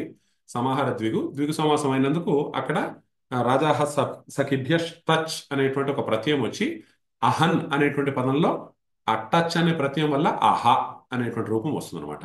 దాంతో ద్వ్యః అనేటువంటి రూపం ఉంటుంది. ద్వ్యః జాతస్య, ద్వ్యః అన్నటువంటి దానికి ప్రాతిపదికం ఏంటి? ద్వ్యహానే, ద్వ్యహన్ కాదు. ఎందుకని? అది సమాసాంత ప్రత్యయం వచ్చినందుకు అది అకారాంతమైంది. ఎలాగైతే మహారాజః ఈ ప్రాతిపదికం ఏంటి? మహారాజ. రాజన్ కి ప్రాతిపదికము, రాజాకి ప్రాతిపదికము రాజన్. అలాగనమాట. సమాసంలో సమాసం అయినందుకు దానికి రాజన్ అనే శబ్దమే అక్కడ కూడా, కానీ అది సమాసాంత ప్రత్యయం అయినందుకు అకారాంతమైంది. అలాగే ద్వయోః అన్హోః సమాహారః అంటే ద్వి ప్లస్ అహన్ అనే శబ్దాలకి సమాహారమైనప్పుడు ద్వ్యహన్ కావాలి. కానీ అక్కడ ఒక సమాసాంత ప్రత్యయం ఏదైతే మన 4th కైండ్ ఆఫ్ రూల్స్ ఏవైతే ఉన్నాయో దాని ప్రకారం మార్పు వచ్చి ద్వ్యః అనే అకారాంతమైంది. కాబట్టి ద్వ్యః జాతస్య, ఇప్పుడు ఆ ద్వ్యః అనేటువంటిది జాతస్య అనేటువంటి పదంతో సమాసమైంది అనమాట. అప్పుడు ద్వ్యః జాతః అనేటువంటి విగ్రహం వస్తుంది. ఇది కాకుండా ఇంకొక వార్తికం ఇక్కడ ఉంది. అదేమిటంటే మనకి స్ట్రిక్ట్ రూల్స్ ఉన్నాయి, 2 పదాలు మాత్రమే ఒకసారి సమాసం కావాలి. ఒక ద్విగు, ఒక ద్వంద్వము, బహువ్రీహి తప్పితే వేరే సమాసాలన్నీ కూడా 2 పదాలు మాత్రమే ఒకసారి సమాసం కావాలి. ఇప్పుడు రాజపురుషాగమనం అని ఉన్ననుకోండి, రాజ్ఞః పురుషస్య ఆగమనం అని సమాసం చేయకూడదు. రాజ్ఞః పురుషః రాజపురుషః, రాజపురుషస్య ఆగమనం, అట్లా. రాజపురుష అనేది సింగిల్ పదం అయిపోయింది కదా, సింగిల్ ప్రాతిపదికం అయిపోయింది. దానికి ఇప్పుడు మళ్ళీ ఇంకో పదంతో సమాసం, అలా కలుపుకుంటూ వెళ్ళాలి తప్పితే మొత్తం అంతా కలిపి ఒకేసారి విగ్రహం చెప్పకూడదు అనమాట. అలా చెప్పగలిగేవి ద్వంద్వానికి మరియు బహువ్రీహికి మాత్రమే. తత్పురుషలో కొన్ని చోట్ల అటువంటివి వస్తాయి, వాటికి ఎక్సెప్షనల్ గా సూత్రాలతో ఇట్లా చెప్తారు. ఉత్తరపదేన పరిమాణిన ద్విగోహ సిద్ధయే బహూనాం తత్పురుషస్య ఉపసంఖ్యానం. బహూనాం అంటే బహూనాం పదానాం అని. సాధారణంగా మీ రూల్స్ అన్ని కూడా 2 పదాలకు మాత్రమే సమాసం కావాలి. ఒక పదంతోటి సుప్ అనేటువంటి సుప్ అన్న దానికి ఒకటి విశేషణం అవుతుంది, సుప అన్నటువంటి దానికి ఇంకోటి విశేషణం అవుతుంది, సుప్ సుపాతోటి సమాసం అవుతాయి. కానీ ఉత్తర పదేన పరిమాణిన, ఒకవేళ ఉత్తర పదం గనక పరిమాణి అయితే, అంటే ఎవరైతే కొలవబడుతున్నాడో, కొలవబడేవాడు పరిమాణి. పరిచ్ఛేద్యుడు వాడు వాడు గనక ఉత్తర పదంగా ఉంటే, ముందు గనక ద్విగు సమాసం ఉంటే, అక్కడ మీరు ముందు ద్విగు సమాసం చేసి తర్వాత ఆ ఉత్తర పదంతో చేయక్కర్లేదు, కావాలంటే మూడిటితోటి ఒకేసారి చేసేయచ్చు సమాసము అని చెప్పేసి ఈ వార్తకం చెప్తుంది అనమాట. ఉత్తర పదేన పరిమాణిన ద్విగోహ సిద్ధయే. ఇప్పుడు ఇక్కడ లాగా ద్వ్యహ జాతః, ద్వి ఉంది, అహ ఉంది, తర్వాత పరిమాణివాచకమైనటువంటి జాతః అనేటువంటి ఉంది. ఉత్తర పదేన పరిమాణిన ద్విగోహ సిద్ధయే బహూనాం. బహూనాం అంటే బహూనాం పదానాం.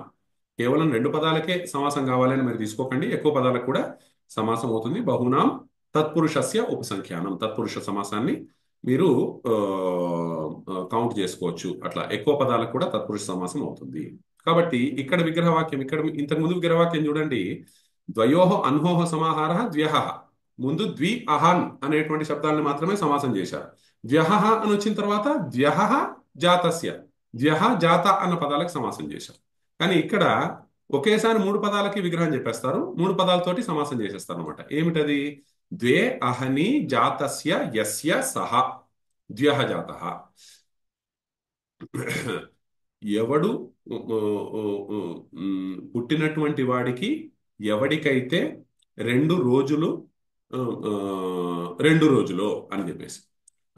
కాబట్టి 2 అనేటువంటిది, రోజు అనేటువంటిది, పుట్టినటువంటి వాడికి అనేటువంటిది అనమాట. కాబట్టి అవే మూడు పదాలు. జే అహని. అహన్ శబ్దానికి ప్రథమ ద్వివచనము అహని అవుతుంది అనమాట. అహహ అహని అహాని అని అవుతుంది.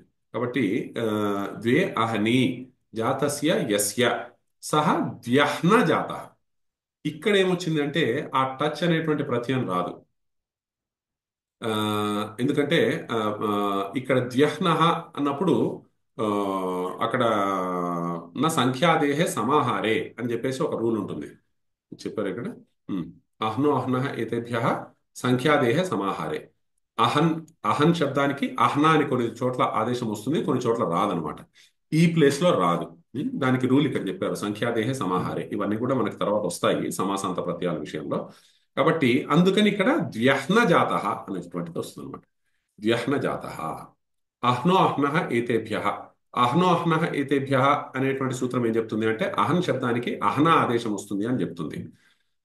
దానిని నిషేధిస్తుంది ఈ సూత్రము, నా సంఖ్యాదేహే సమాహారే అని చెప్పేసి. అదే సమాహారం విషయంలో సంఖ్య గనక పూర్వపదం అయితే మీకు అహన్కి అహ్న ఆదేశం ఇది నిషేధ. సంఖ్యాదేహే పూర్వత్రతు అది ఇంతకుముందు ఏదైతే ద్వ్యహ అని వచ్చిందో అక్కడ పూర్వత్రతు ముందుది ఏదైతే ఉన్నదో ఉదాహరణము ద్వ్యహ అని, అక్కడ అహ్నాదేశం రాలేదు. కానీ ఇక్కడ మాత్రం అహ్నాదేశం వచ్చింది. ఎందుకని? ఇక్కడ సమాహార ద్విగు చేయలేదు. ముందేమో సమాహార ద్విగు చేసి తర్వాత కాలాహ పరిమాణిన అన్న సూత్రంతో సమాసం చేశారు. ఇక్కడ అట్లా కాదు, ఒకేసారి మూడు పదాలకి చేశారు. కాబట్టి ఇక్కడ సమాహార ద్విగు అనే సమాసం సెపరేట్ గా చేయలేదు. సమాహార ద్విగు సమాసం సెపరేట్ గా కనుక చేయకపోతే మీకు అహన్కి అహనాదేశం వస్తుంది అనమాట. అహన్ శబ్దానికి గనక ముందు సంఖ్య ఉంటే, ఇక్కడ మనం గుర్తుపెట్టుకోవాల్సింది ఏంటంటే, అహన్ శబ్దానికి ముందు సంఖ్య ఉంటే సమాహార ద్విగులో మాత్రమే అహనాదేశం రాదు. అహన్ శబ్దానికి ముందు సంఖ్య ఉంటే వేరే సమాసాల్లో మళ్ళీ అహ్నాదేశం వస్తుంది. అట్లా ఉన్నాయి రూల్స్. కాబట్టి ఇప్పుడు మీరు ఎప్పుడైతే సమాహార ద్విగు చేయలేదో రెండో ఆప్షన్లో ద్వ్యహ్న జాత అని అహన్ శబ్దానికి అహనాదేశం వచ్చింది. మొదట మాత్రం సమాహార ద్విగు చేశారు కాబట్టి ద్వే అహని జాతస్య, అక్కడ ద్వే అహని అనేటువంటిది ముందు ఎక్స్క్లూజివ్ గా సమాసం చేశారు కాబట్టి అది సమాహార ద్విగు. కాబట్టి అక్కడ అహన్కి అహనా అని రాకుండా వేరే టచ్ అనేటువంటి ప్రత్యయం వచ్చి ద్వ్యహ అయినది. సంఖ్యాదేహే సమాహారే ఇది నిషేధ.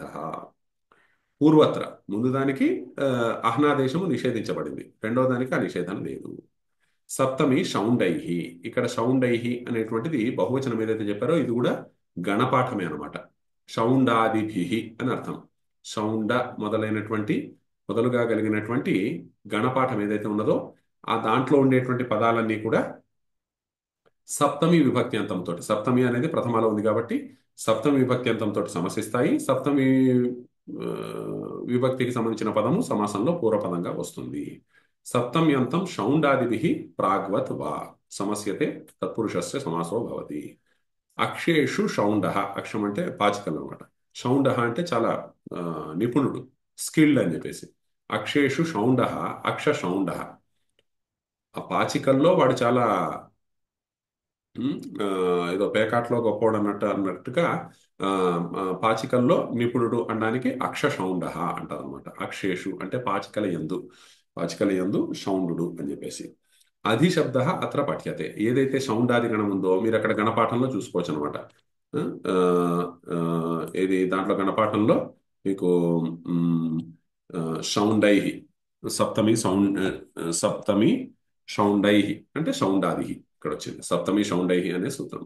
షౌండ, ధూర్త, కితవ, వ్యాడ, ప్రవీణ, సంవిత, అంతర్, అధి. ఇక్కడ అధి అనేటువంటిది ఒకటి అన్నారు. అధి అనేటువంటిది జనరల్ గా ఒక అవ్యయం. అయితే ఆ, అధిర్ ఈశ్వరే అనేటువంటిది ఈశ్వరార్థంలో ఆ, ఆ, ఈశ్వరార్థంలో అధి అనేటువంటిది కర్మ ప్రవచనీయం అవుతుందని, యస్మాద్ అధికం యస్య చ ఈశ్వర వచనం తత్ర సప్తమి అని చెప్పేసి అక్కడ సప్తమి విభక్తి వస్తుందని చెప్పేసి మనం కారక ప్రకరణంలో చూసామన్నమాట. అధి అన్న శబ్దము గొప్పవాడు, ఆ ప్రభువు, ఈశ్వరుడు, పాలించేవాడు అనే అర్థంలో అధి శబ్దం ఎప్పుడైతే వస్తుందో అది దాంతోటి సప్తమి విభక్తి వస్తుంది అని చెప్పేసి ఆ, అధిభువి రామ, అధి రామే భూ అనే ఉదాహరణలు అక్కడ చూసాం. కాబట్టి అక్కడ ఆ, అక్కడ అటువంటి ప్లేస్ లో కూడా సమాసం అవుతుంది. ఎందుకంటే షౌండాది గణంలో అది మీరు సప్తమి విభక్తి తోటి సమాసం చేయాలంటే షౌండాది గణంలోనే ఉండాలన్నమాట. షౌండాది గణంలో అధి అనేటువంటిది కూడా ఉంది. కాబట్టి అక్షేషు షౌండ, అక్షషౌండ, అధిశబ్ద అత్ర పఠ్యతే. అత్ర అంటే అస్మిన్ గణే. ఈ ఏదైతే షౌండాది గణం ఉందో దానిలో అధి అనే శబ్దం కూడా ఉన్నది. కాబట్టి అధ్యుత్తర పదాత్ ఇది ఘహ. ఇప్పుడు సప్తమి విభక్తి అంతా ముందుంటుంది, తర్వాత అధి అన్నటువంటిది రావాలి. ఎందుకు? షౌండైహి అనేది తృతీయ విభక్తిలో ఉంది, సప్తమి అనేటువంటిది ప్రథమాలో ఉంది. కాబట్టి అధి అనేటువంటిది షౌండాది గణంలో ఉన్నందుకు అధి తర్వాత వస్తుంది, సప్తమి విభక్తి పదము ముందు వస్తుంది అనమాట. అప్పుడు అధి అనే తర్వాత వచ్చినప్పుడు అక్కడతోటి స్టోరీ ఎండ్ కాదనమాట. దానికి అక్కడ వేరే సూత్రం ఒకటి వస్తుంది. దానికి ఆ, అషడంగా కాదు కాదు, అశితంగు, ఉమ్, ఆ, అషడక్ష, అషడక్ష, అశితంగు, అలంకర్మ, అలంపురుష, అధి ఉత్తర పదాత్. దేనికైతే అధి అనేటువంటిది ఉత్తర పదంగా ఉంటుందో దానికి ఖ అనేటువంటి ఆ, తద్ధిత ప్రత్యయం వస్తుంది అని రూల్ చెప్తుంది అనమాట. ఖ అనేటువంటి తద్ధిత ప్రత్యయం వస్తుంది. కాబట్టి ఖ అంటే ఈన అనే ఆదేశం అవుతుంది. ఖ అన్నటువంటి దానికి ఆ, అది ఈన అనేటువంటిది ఆదేశం అవుతుంది. అది మీకు అవసరం లేదనుకోండి. ఆ, ఆయనేయి ఆయనేయీనీయ పఢఖచగాం ప్రత్యయాదీనాం. దీంట్లో ఖ అన్నటువంటి దానికి ఈ ఖకి ఈన అనేటువంటిది వస్తుంది అనమాట. ఖాలో ఖ ఆ అని ఉంది కదా, ఖ అంటే ఈన్, ఆ ఆ అలాగే ఉంటుంది అనమాట. కాబట్టి ఖ అంటే ఈన అని వస్తుంది. కాబట్టి ఇక్కడ అధి అనేటువంటిది షౌండాది గణంలో ఉండడం వల్ల, సప్తమి షౌండైహి అనే సూత్రం వల్ల సప్తమి విభక్తి అంతము షౌండాది గణంలో ఉన్న అధి శబ్దంతో సమాసం అయితే, ఈ ఆ, ఆ, ఆ, ఆ, అషడక్షాశ్రితంగు అనే సూత్రంలో అధ్యుత్తర పదాత్ ఖహ అని చెప్పడం వల్ల అది అనేటువంటిది ఉత్తర పదంగా ఉంటే ఖ అనే ప్రత్యయాన్ని మీరు తప్పకుండా విధించాలి అని చెప్పడం వల్ల అక్కడ ఖకి ఈన అనేటువంటిది ఆదేశం కావడం వల్ల మొత్తానికి ఈశ్వరాధీన అనేస్తుంది. ఈశ్వరే అధి అనేటువంటి పదాలకి సమాసమై ఈశ్వరే ప్లస్ అధి, ఈశ్వర 7.1 ప్లస్ అధి. అధి అవ్యయమే కాబట్టి దానికి విభక్తులు ఏముండవు. కానీ ఇక్కడ ఈశ్వర ప్లస్ అధి ప్లస్ ఖ, ఖ అన్నటువంటి దానికి ఈన అని ఆదేశమై ఈశ్వరాధీన. తర్వాత సిద్ధ, శుష్క, పక్వ, బంధైశ్చ. ఇవన్నీ కూడా ఉత్తర పదాల కింద చెప్పారు. ముందు గనక సప్తమ్యంతం ఉంటే తర్వాత పదము సిద్ధ గాని, శుష్క గాని, పక్వ గాని, బంధ గాని ఈ పదాలుగా ఎక్స్క్లూజివ్గా ఉండాలన్నమాట. కాబట్టి ఏతై సప్తమ్యంతం ప్రాగ్వత్ సాంకాశ్య సిద్ధ. సాంకాశ్యము అంటే అదొక నగరం పేరు.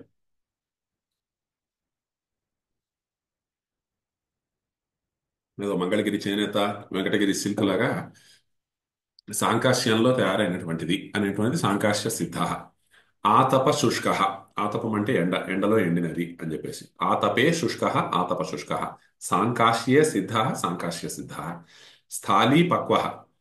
కొన్ని కొన్ని వండటాలకి వేరు వేరు ఇది ఉంటాయి కాబట్టి ఇది స్థాలిలో వండబడినటువంటిది. స్థాల్యాం పక్వ, స్థాళీ పక్వ. చక్రే బంధ, చక్రబంధ. ఈ పదాలతోటి కూడా సప్తమ్యంతం. తర్వాత ధ్వాంక్షేణ క్షేపే. తిట్టడం అనేటువంటి అర్థంలో, నింద అనేటువంటి అర్థంలో ధ్వాంక్ష. ధ్వాంక్ష అంటే కాకి అని అర్థం. ధ్వాంక్షేణ అంటే ధ్వాంక్ష శబ్దేన. ధ్వాంక్ష అర్థంలో ఉన్నటువంటి పదం ఏదన్నా కూడా కాకి అనే అర్థంలో కాకహ అని కూడా వాడచ్చు. కాబట్టి ఆ పదాలతోటి సప్తమ్యంతం సమసిస్తుంది. ధ్వాంక్షవాచిన సహా సప్తమ్యంతం సమస్యతే నిందాయాం. క్షేపే అంటే నిందాయాం అనమాట. తీర్థే ధ్వాంక్ష ఇవ. తీర్థధ్వాంక్ష. ఎలాగైతే కాకులు రకరకాల తీర్థాలు, ఈ తీర్థం నుంచి ఇంకో తీర్థానికి అట్లా వెళ్తూ, అప్పట్లో తీర్థం అంటే గురుకులాన్ని కూడా తీర్థం అనేవాళ్ళు. కాబట్టి తీర్థే ధ్వాంక్ష అంటే కాకిలాగా కొంతమంది ఒక గురుకులంలో ఇదేదో నాకు బాగాలేదని చెప్పేసి వేరే గురుకులానికి వెళ్ళేవాడు అనమాట. వాళ్ళందరినీ తీర్థధ్వాంక్షులు అని చెప్పేసి అనేవాడు. తీర్థ కాకులు అని చెప్పేసి. తీర్థే ధ్వాంక్ష. ధ్వాంక్ష ఇవ. తీర్థమునందు కాకి వలె అన్నటువంటి అర్థంలో, నిందార్థంలో ఇది వాడతారు. ఇది కూడా నిత్య సమాసమే. ఇది దాన్ని ఎప్పుడైనా ఒక సెన్స్, ఒక తిట్టడము లేదా పేరు వంటివి రావాలంటే మీకు విగ్రహ వాక్యం చెప్తే అది రాదనమాట. తీర్థకాకః అని చెప్పేసి సమాసే నిందాయం. తీర్థధ్వాంక్ష, తీర్థకాకః. అందుకనే విగ్రహవాక్యంలో కొద్దిగా తేడా ఉంటుంది. ఓకే. కృత్యై రిణే. ఇక్కడ రుణము అనేటువంటిది కేవలం అప్పు అని కాకుండా తప్పనిసరిగా చేయవలసిన పని అనే అర్థంలో తీసుకోవాలి. కృత్యై అనేటువంటిది కృత్య ప్రత్యయాలు అనమాట. తవ్య, అనీయ, పఠనీయం, పఠితవ్యం ఇట్లాంటివన్నీ వాడతాం కదా, వాటిని కృత్య ప్రత్యయాలు అంటారు. కృత్య ప్రత్యయాల్లో అదొక భాగము. అటువంటి కృత్య ప్రత్యయాలు గనక ఉత్తర పదాలు అయితే రిణే అనేటువంటిది సప్తమిలో చెప్పారు. కాబట్టి రుణము అనే అర్థంలో. రుణము అంటే ఇక్కడ ఏదో వాళ్ళు ఎవరో సహాయం చేసినందుకు నేను మీకు రుణపడి ఉన్నాను అంటాం చూడండి. రుణపడి ఉన్నామంటే అక్కడ ఒక కంపల్సరీ అనేటువంటి అర్థంలో. ఆ అర్థంలో కృత్య ప్రత్యయాంత పదాలు ఉత్తర పదాలుగా ఉంటే ముందుది సప్తమ్యంతమైనటువంటి పదము సమసిస్తుంది అని చెప్పేసి. సప్తమ్యంతం కృత్య ప్రత్యయాంతై. ఇక్కడ కృత్ప్రత్యయాంతై కాదు, కృత్య ప్రత్యయాంతై. కృత్ప్రత్యయమే కృత్య కూడా, కానీ కృత్ప్రత్యయాల్లో కృత్య ప్రత్యయం ఒక భాగం అనమాట. కాబట్టి సప్తమ్యంతం కృత్య ప్రత్యయాంతై సహ ప్రాగ్వత్ ఆవశ్యకే. ఇక్కడ రిణే అనేటువంటి పదం ఏదైతే ఉన్నదో దానికి ఆవశ్యకే అని చెప్పారు. ఆవశ్యకే అంటే తప్పనిసరిగా చేయవలసినటువంటిది అనేటువంటి అర్థంలో. మాసే దేయం రుణం. ఒక నెలలో ఇవ్వబడవలసినటువంటి రుణము. ఇవ్వబడవలసిన అంటే తిరిగి ఇవ్వవలసినటువంటి, తీర్చవలసినటువంటి. నెలలో తప్పనిసరిగా తీర్చబడవలసినటువంటి రుణము అనడానికి మాసదేయం అనొచ్చు అనమాట. మాసే దేయం, మాసదేయం. దేయ అనేటువంటిది కృత్య ప్రత్యాంతం. దాతవ్యం అని చెప్పేసి దాని అర్థం అన్నమాట. కాబట్టి మాసే దేయం, మాసదేయం. రుణగ్రహణం నియోగ ఉపలక్షణార్థం. ఉపలక్షణము అని చెప్పేసి అంటారు అనమాట భాషలో. అన్ని శాస్త్రాల్లో కూడా ఈ పదం ఉంటుంది. ఉపలక్షణము అంటే ఎగ్జాక్ట్ గా ఇప్పుడు ఆ రమేష్ని తీసుకురా అంటే రమేష్ని మాత్రమే తీసుకోమని చెప్పేసి అక్కడ అర్థం కాదు. రమేష్ స్థానంలో ఎవరైనా వేరే వాళ్ళు ఉంటే వాళ్ళని తీసుకురా అని చెప్పేసి. ఇప్పుడు ఆయన యజమాని సేవకుడిని ఎవరన్నా పిలువు అనకుండా రమేష్ని పిలువు అంటే అక్కడ రమేష్ లేడండి, మరి ఇప్పుడు ఏం చేద్దాం, ఈ పని ఆపేద్దాం అన్నట్లు కాదనమాట. రమేష్ ప్లేస్లో వేరే వాడు ఉంటే వాడిని తీసుకురావాలి. దాన్ని ఉపలక్షణం అంటారు. రమేష్ని పిలువు అంటే ఆయన ఉద్దేశము ఎవరైనా సేవకుడిని పిలువు అని చెప్పాడు. అట్లాగనమాట. తద్వాచకత్వే సతి తదితర వాచకత్వం ఉపలక్షణత్వం అని చెప్పేసి న్యాయశాస్త్రంలో చెప్తారు. కాబట్టి రుణగ్రహణం నియోగ ఉపలక్షణార్థం. నియోగం అంటే ఎంప్లాయింగ్ అనమాట. నియోగం అంటే ఆ పనిలో అతన్ని నియుక్తుణ్ణి చేయడం. కాబట్టి నెల రోజుల్లో అతను ఇచ్చేటట్లు నియుక్తుణ్ణి చేశాడు అనమాట. అట్లాగూ. కాబట్టి అక్కడ తనకి స్వాతంత్ర్యం ఉండదు అట్లా. అందుకని అది ఆవశ్యకం అని చెప్పేసి అంటారు. రుణగ్రహణం ఇక్కడ సూత్రంలో రుణే అని మాత్రమే ఉంది కదా. రుణం అంటే కేవలం అప్పు విషయంలో వాడాలి కదా. మీరు వేరే వేరే విషయాల్లో ఎట్లా వాడతారు అంటే ఇక్కడ రుణం అనేటువంటిది కేవలం లిటరల్ గా రుణం అనే అర్థమే తీసుకోకండి. అక్కడ తప్పనిసరిగా ఆ పనిలో నియోగించడము అనే అర్థంలో తీసుకోండి అని చెప్పి వ్యాఖ్యానం. రుణగ్రహణం నియోగ ఉపలక్షణార్థం. నియోగము అనేటువంటి దానికి ఉపలక్షణముగా తీసుకోవాలి. పూర్వాహ్న ఆ, పూర్వాహ్నే గేయం సామ. పూర్వాహ్నములో చదవవలసినటువంటి సామ. సామ అనేటువంటిది సామవేదంలో ఒక మంత్రం అన్నమాట. పూర్వాహ్నే గేయం. పూర్వాహ్నే గేయం అనేటువంటిది ఇప్పుడు పూర్వాహ్నే గేయం ఒక పదమా రెండు పదాలా? ఒకటే పదం. మ్మ్. మరి పూర్వాహ్నే అనేటువంటిది అక్కడ విభక్తి కనిపిస్తుంది కదా. ఇది అలుక్ అన్నమాట. ఎట్లాగైతే మీకు ఆ, స్తోకాన్ముక్త అన్న చోట పంచమి అలుక్కో, అట్లాగే తత్పురుషే కృతి బహుళం అనేటువంటిది ఒక సూత్రం ఉంటుంది. దాంతో ఇక్కడ సప్తమి కొన్ని చోట్ల అలుక్ అవుతుంది. కాబట్టి పూర్వాన్నే గేయం, పూర్వాన్న గేయం. పూర్వాన్నే గేయం కాదు, పూర్వాన్నే గేయమే. సమాసం అయిన తర్వాత కూడా ఇది సమాసమైంది. అయితే సప్తమి అలుక్ అన్నమాట. అయిపోయింది. తర్వాత సంజ్ఞాయాం, పేరు విషయంలో కూడా ఒక సప్తమ్యంతము క్తాంతము తోటి ఆ, ఆ, ఆ, లేదు, తాంతం కాదు, సప్తమి అంతము ఏదన్నా సంజ్ఞ విషయంలో ఆ, వేరే పదముతోటి సమసిస్తుంది. అది పేరై ఉండాలి. ఏది పడితే అది సప్తమి అంతములో మనం సమాసం చేయకూడదు. పేరుకి సంబంధించినటువంటిది అయితే కొన్ని అట్లా సమాసం అవుతాయి. సప్తమ్యంతం సుపా. సప్తమ్యంతం అనేటువంటిది సుప్ తోటి ఆ, ఆ, ప్రథమ విభక్తిలో ఉంది కాబట్టి సుప్పుకి విశేషణం అవుతుంది. సప్తమ్యంతమైనటువంటి సుబంతము సుపా. ఇక్కడ వేరే అనువృత్తులు ఏమి లేదు కాదు. సుప్ సుపా నుంచి సుపాని వేరే సుబంతముతోటి ప్రాగ్వత్ తత్పురుష సమాసం అవుతుంది. అది సంజ్ఞాయాభ్య విషయ, అదొక పేరుని సూచించేటువంటి విషయంలోనే. కాబట్టి వాక్యేన సంజ్ఞా అనవగమాత్ నిత్య సమాస అయం. ఎప్పుడు కూడా వాక్యముతోటి పేరు తెలియదు. మీ పేరేమిటి అంటే ఒక పేరు టక్కుని చెప్తారు అంతే. దాంట్లో ఉండేటువంటి సమాసాన్ని విడదీసి విగ్రహవాక్యం చెప్పరనమాట. ఎందుకంటే వాక్యముతోటి పేరు తెలియదు. పేరు అనేటువంటిది ఆ, విడిగా దానికి సెపరేట్ ఎంటిటీ ఉంటుంది కాబట్టి దానికి విగ్రహవాక్యం ఉండదు. అందుకనే అది నిత్య సమాసము అని చెప్తున్నారు. వాక్యేన సంజ్ఞ అనవగమాత్ నిత్య సమాస అయం. అరణ్యే తిలకాహ, ఆ, అడవి నువ్వులు అని చెప్పేసి, అడవిలోని నువ్వులు. ఇక్కడ అరణ్య అనేటువంటిది ఇది కూడా ఒకే పదము. ఇక్కడ కూడా అలుక్ అయింది అనమాట. అరణ్యే తిలకాహ, వనే కసేరుకాహ.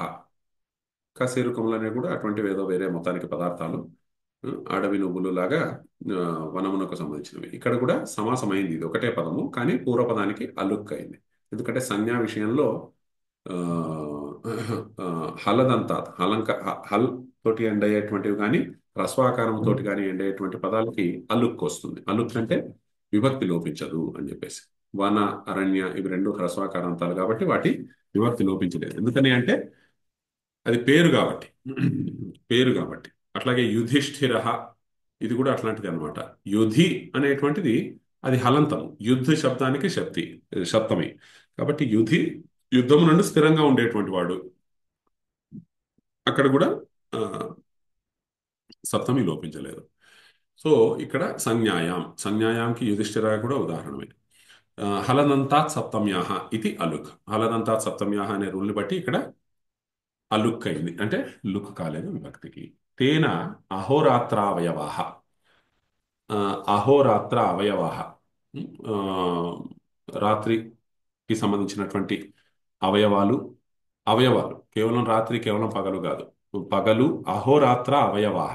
పగలుకి సంబంధించినటువంటి ఒక భాగము లేదా రాత్రికి సంబంధించినటువంటి ఒక భాగము అహోరాత్ర అవయవాహ ప్రథమాలో ఉన్నాయి కాబట్టి అవి ముందొస్తాయి. తేన. తేన అంటే క్త ప్రత్యాంతేన. క్త ప్రత్యాంతం ఉత్తర పదం అవుతుంది. అహ్నః రాత్రేశ్చ అవయవాః సప్తమ్యంతాః. ఇవి సప్తమిలో ఉంటాయి. ఎందుకంటే సప్తమి తత్పురుష సమాసము సప్తమి అన్నది అనువృత్తి అవుతుంది కాబట్టి తాంతేన సహా ప్రాగ్వత్ తప్రత్యాంతముతోటి మునుపటిలాగా. పూర్వాహ్నే కృతం, పొద్దున్న చేసినటువంటిది అనేటువంటిది పూర్వాహ్న కృతం. కృత అనేటువంటిది క్తాంతము. పూర్వాహ్నే అనేటువంటిది సప్తమ్యంతము. అది పగటిలో ఒక భాగం కాబట్టి అహోరాత్ర అహ్నః అవయవ పగటి యొక్క ఒక అవయవం కాబట్టి పూర్వాహ్నే కృతం పూర్వాహ్న కృతం. అపరరాత్ర కృతం అపరరాత్రే కృతం అపరరాత్ర కృతం. అవయవ గ్రహణం క్రియం అహ్ని దృష్టం.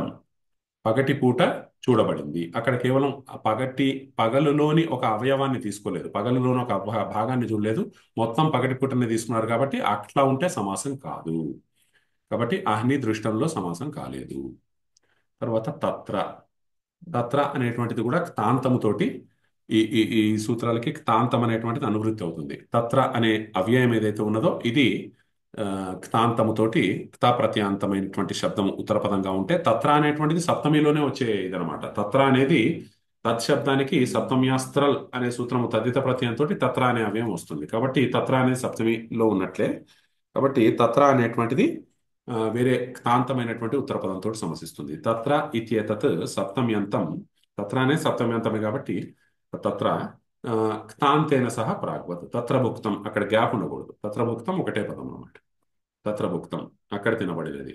అది విడిగా ఉన్నా కూడా ఒకటే, సమాసం చేయకపోయినా కూడా అలాగే ఉంటుంది కదా రూపం. అంటే అది స్వరం గురించి. తాత్రభుక్తం ఇటువంటి మార్పులు వస్తాయన్నమాట. తద్దిత ప్రత్యయాలు జోడించవచ్చు ఒకటే పదం ఉన్నప్పుడు. అలాగే స్వరం కూడా వేరుగా ఉంటుంది. కాబట్టి తత్రభుక్తం అలా స్పేస్ ఉండకూడదు, ఒకటే పదం. అలాగే క్షేపే, ఇక్కడ కూడా నింద విషయంలో ప్రత్యేకించి చాలా సమాసాలు ఉన్నాయి.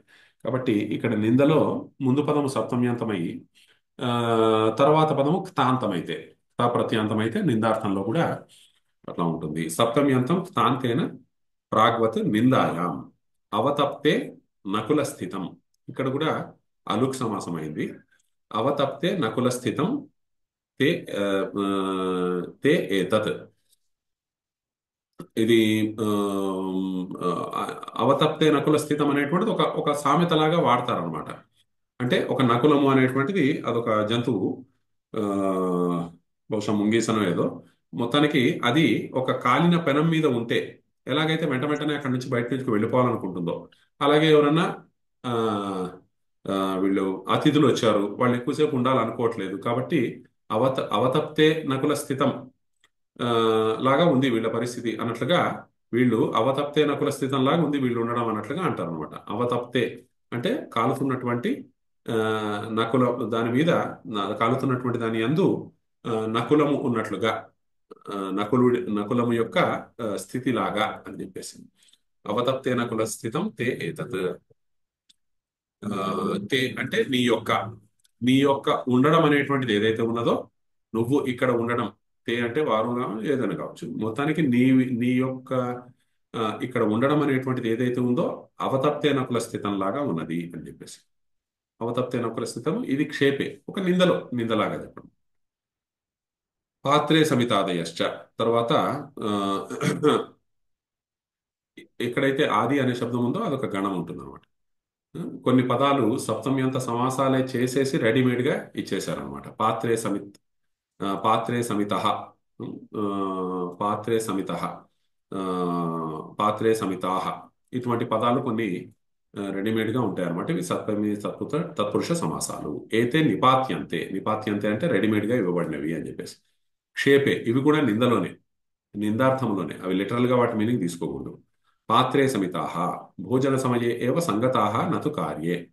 ఏదైనా ఆశ్రమాలు గురుకులాలు ఇటువంటి వాటిలో ఉన్నప్పుడు ఎన్నో పనులు చేయాల్సి ఉంటుంది. ఆ పనులు చేసే టైంలో మాత్రం ఎక్కడికక్కడ తప్పించుకుంటారు ఏదో చెప్పి, భోజన సమయానికి మాత్రం అందరూ వచ్చేస్తారు అనమాట. అటువంటి వాళ్ళని పాత్రే సమితాహ అని చెప్పేసి అంటారు.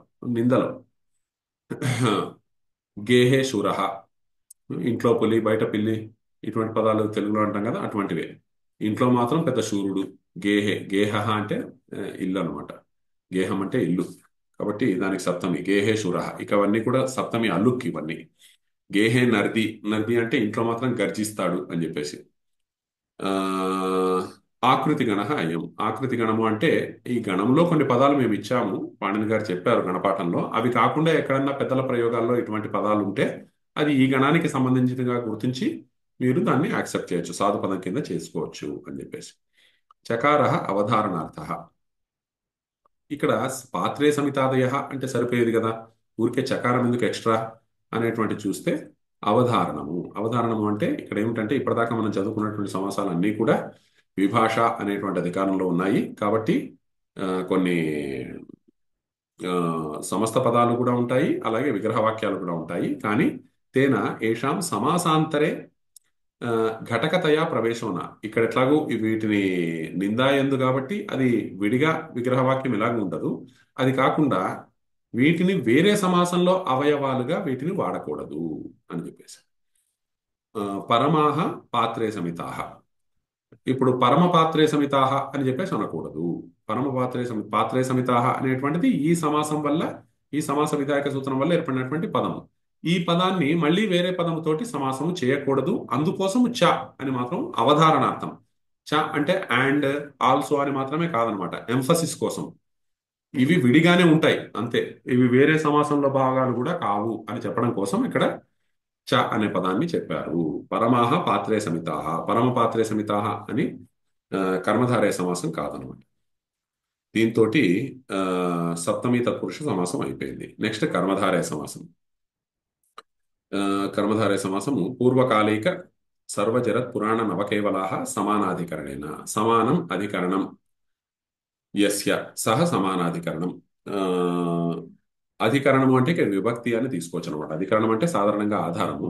కాబట్టి ఏ రెండు పదాలకైతే సమానమైనటువంటి విభక్తి ఉంటుందో అది ఆ రెండు పదాలు సమానాధికరణే అనే అవుతుంది. కాబట్టి ఈ పదానికి అది ఆ పదం సమానాధికరణం అవుతుంది.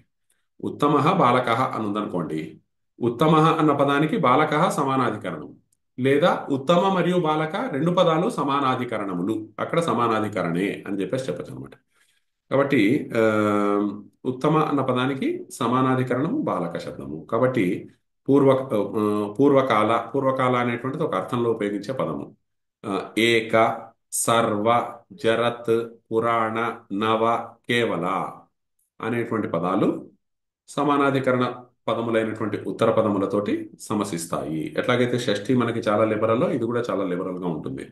తర్వాత వస్తుంది విశేషణం విశేష్యేణ బహుళం అని.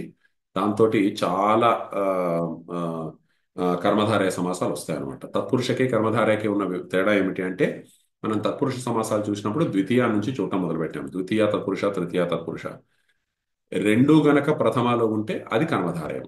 ప్రథమా నిర్దిష్టం సమాసే కాదు ఆ, తత్పురుష సమానాధికరణ కర్మధారయ. తత్పురుష సమాసంలో భాగమే అది, కానీ దీనికి ఒక సెపరేట్ రూల్స్ కొన్ని ఉన్నాయన్నమాట. కర్మధారయ సమాసం పేరుతోటి కొన్ని సెపరేట్ రూల్స్ ఉన్నాయి కాబట్టి దీనికి సెపరేట్ పేరు పెట్టారు. కర్మధారయ సమాసంలో ఏంటంటే రెండు పదాలు విగ్రహ వాక్యంలో ప్రథమాలోనే ఉంటాయి. ఉం? ద్వంద్వంలో కూడా ఉంటాయి, బహువ్రీహిలో కూడా చాలా చోట్ల ఉంటాయి, కానీ ఆ, ఇక్కడ మాత్రం ఖచ్చితంగా ప్రథమాలోనే ఉంటాయి. ఇక్కడ జనరల్ గా ప్రథమాలో ఉండడమే కాకుండా రెండు ఒకళ్ళ గురించే చెప్తాయి.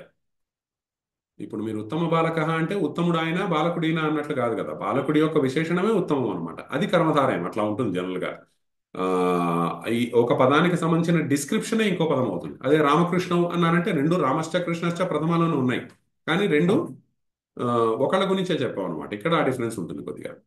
కాబట్టి కర్మధారయము అంటే జనరల్ గా ఆ, దానికి సంబంధించినటువంటి ఒక క్వాలిటీని ఇది చెప్తుంది. పూర్వకాలము, పూర్వకాలం అనేటువంటి అర్థం, అది ఏ అర్థంలో అనేటువంటిది చెప్తారు తర్వాత. సర్వ, జరత్, పురాణ, నవ, కేవల అనే శబ్దాలు సమానాధికరణ దీంతో సమసిస్తాయి.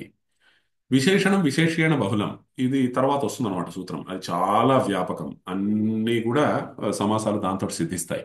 విశేషణం అయినటువంటి శబ్దము విశేష్యం, ఆ, ఏది దేనికైతే అది విశేషణము దాంతో అది సమసిస్తుంది. ఉత్తమ బాలక, ఇటువంటివన్నీ, కాశీనగరం, ఆ, ఇది ఇటువంటి పదాలన్నీ కూడా దాంతో వస్తాయి. విశేషణం విశేషణ. అట్లాగే పూర్వకాల, ఏక, సర్వ, జరత్ ఇవన్నీ కూడా విశేషణాలే యాక్చువల్గా.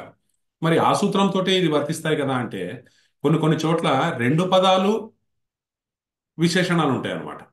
అప్పుడు ఆ రెండు పదాల్లో గనక ఒక పదం వీటిలో ఉన్నదైతే ఇక్కడ ప్రథమాలో చెప్పినందుకు అది ముందు రావడానికి ఈ పదం చెప్పారు అని చెప్పేసి అక్కడ చెప్తారు. విశేషణం విశేషేణ ఇది సిద్ధే. ఆ సూత్రంతో ఈ పర్పస్ నెరవేరినప్పటికీ పూర్వ నిపాత నియమార్థం సూత్రం. ఒక్కోసారి సరే ఉత్తర పదము విశేష్యం ఉంటుంది, పూర్వపదము విశేషణం ఉంటుంది, అప్పుడు అక్కడ క్లియర్గా తెలుస్తుంది. కానీ సంస్కృతంలో మీరు చూస్తే నౌన్ కి అడ్జెక్టివ్ కి తేడా చాలా తక్కువగా ఉంటుంది. ఇప్పుడు మీరు కృష్ణ అన్న శబ్దం ఉందనుకోండి, కృష్ణ, కృష్ణ అనేటువంటిది నౌనా అడ్జెక్టివా? అవును. కానీ అది కృష్ణ అంటే ఆకర్షించేవాడు అని అంటారు. నల్లని వాడు అంటారు. నల్లని వాడు కాబట్టి కృష్ణుడు అంటారు. ఏమండి? అలాగే వాసుదేవ నౌనా అడ్జెక్టివా? చెప్పలేము. ఆయన వాస్ వసుదేవుడు కొడుకు కాబట్టి అడ్జెక్టివ్. వసుదేవుడు ఎస్. కొడుకు అనేటువంటిది అడ్జెక్టివ్ కదా. కాబట్టి సాంస్క్రిట్ లో ఏంటంటే చాలా పదాలు, ఒక రకంగా చెప్పాలంటే 99% పదాలు అలాగే ఉంటాయి. ఎందుకని? అది ధాతువు నుంచి పుడతాయి. ధాతువు నుంచి పుట్టినాయి కాబట్టి అది ఆ పర్టికులర్ యాక్టివిటీని, ప్రకృతి ప్రత్యయము ఇవన్నీ ఉంటాయి అంటే ఆ, ఆ, అవి అట్లాగే ఉంటాయి అన్నమాట. కాబట్టి ఆ, అందుకని అటువంటి పదాలు ఏమన్నా ఉన్నప్పుడు తర్వాత పదం కూడా అడ్జెక్టివ్ లాగానే, ఇప్పుడు పూర్వ సరే, ఆ, సర్వ ఆ, సర్వ జరత్, జరత్ అంటే ముసలి, వృద్ధుడైన అనేటువంటిది. పురాణ అంటే కూడా ఒక పాత అనేటువంటిది. నవ అంటే క్రొత్త, కేవల అనేటువంటి ఇవన్నీ కూడా అడ్జెక్టివ్సే క్లియర్గా. కానీ అవతల పదం కూడా అడ్జెక్టివ్ కనుక అయితే ఈ పదమే ముందు రావాలి. రెండు అడ్జెక్టివ్స్ ఉన్నప్పుడు ఏది ముందు రావాలి అనేటువంటిది దానికి, దానికోసం ఇది చెప్పారు. ఇది ప్రథమాలో చెప్పడం వల్ల దీనితో పాటు కనుక ఇంకో అడ్జెక్టివ్ను ఉపయోగించేటట్లయితే దీన్ని, ఈ పదాలు ముందుకు రావడానికి అని చెప్పి చెప్తున్నారు. విశేషణం విశేషేణ ఇది సిద్ధే పూర్వనిపాత నియమార్థం. పూర్వనిపాతము ఈ పదాలు మాత్రమే ముందు రావాలని చెప్పడానికి చెప్పారు. ఏక శబ్దస్య దిక్సంఖ్య సంజ్ఞాయాం. తర్వాత మీకు చెప్తారు సంఖ్యా శబ్దాలు దేని బట్టి దాంతో సమాసం చేయకూడదు అనమాట. ఇందాక మనం చూసాం కదా, ప్రథమ అధ్యాయ, ద్వితీయ, అట్లా సంఖ్యా శబ్దాల్ని సమాసం చేయడానికి చాలా స్ట్రిక్ట్ రూల్స్ ఉన్నాయి. కాబట్టి ఇక్కడ మళ్ళీ దీంట్లో ఏక అని పెట్టడం వల్ల ఏక అనేటువంటిది మాత్రం సమాసం చేయొచ్చు అని చెప్పడం కోసం ఇక్కడ ఏక అనేటువంటిది ఈ సూత్రంలో చెప్పారు. దిక్సంఖ్య సంజ్ఞాయాం ఇది నియమ బాధనార్థం. ఆ నియమాన్ని నెగేట్ చేయడానికి ఏక అనేటువంటిది చెప్పారు. ఆ, చ పూర్వం స్నాత పశ్చాద్ అనులిప్త స్నాతానులిప్త. స్నాతానులిప్త పూర్వకాల అన్న పదానికి అర్థం అట్లా తీసుకోవాలన్నమాట. పూర్వకాలం అంటే పూర్వకాల శబ్దంతోటో లేకపోతే పూర్వకాలాన్ని సూచించే వాచకంతోటో అని కాదు. ఎందుకంటే సమానాధికరణం ఉండాలి. ఇప్పుడు మీరు ఎప్పుడైతే పూర్వకాలము అనేటువంటిది అక్కడ జరిగిన పనో వ్యక్తినో చెప్తున్నారంటే రెండు సమానాధికరణం ఉండే అవకాశం లేదు. కాబట్టి ఆ, పూర్వకాల అన్నది ఎట్లా అర్థం చేసుకోవాలంటే ఒక వ్యక్తే రెండు పనులు చేశాడు అనమాట. ముందు ఆ పని చేశాడు, తర్వాత ఈ పని చేశాడు. ముందు ఆ పని చేసిన వాడయ్యాడు, తర్వాత ఈ పని చేసిన వాడయ్యాడు. పూర్వం స్నాత పశ్చాత్ అనులిప్త. అనులిప్త అంటే ఏదో మేకప్ చేసుకోవడం, అవన్నీ కూడా అనాయింటింగ్ ఏదో అది, అవన్నీ లేపనాలు రాసుకోవడం అనమాట. కాబట్టి లేపనం రాసుకోవడమే లిప్తం, అనులిప్తుడు. కాబట్టి పూర్వం స్నాత పశ్చాత్ అనులిప్త. ముందు స్నానం చేశాడు, తర్వాత లేపనం రాసుకున్నాడు. కాబట్టి దాన్ని అతన్ని ఏమంటారు అంటే స్నాతానులిప్త. స్నానం చేసి ఆ, లేపనం రాసుకుని రెడీగా ఉన్నాడు అని చెప్పేసి స్నాతానులిప్త అనేటువంటిది అక్కడ వచ్చింది పూర్వకాల అనే శబ్దానికి. ఏక విషయంలో ఏకనాథ. వీటికి విగ్రహవాక్యాలు ఎలా ఉంటాయంటే ఏకః చ అసౌ నాథః చ అని చెప్పేసి అంటారు. లేదా ఏకః నాథః అనొచ్చు డైరెక్ట్ గా.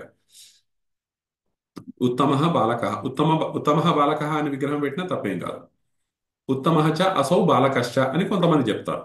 అయినా పర్వాలేదు, ఉత్తమ బాలక అన్నా కూడా మీకు ఆ మీనింగ్ వచ్చేస్తుంది అనమాట. లోకంలో వాడతాం కదా, సహ ఉత్తమ బాలక అని వాడతాం అంతే. లోకంలో వాడితే అది విగ్రహమే.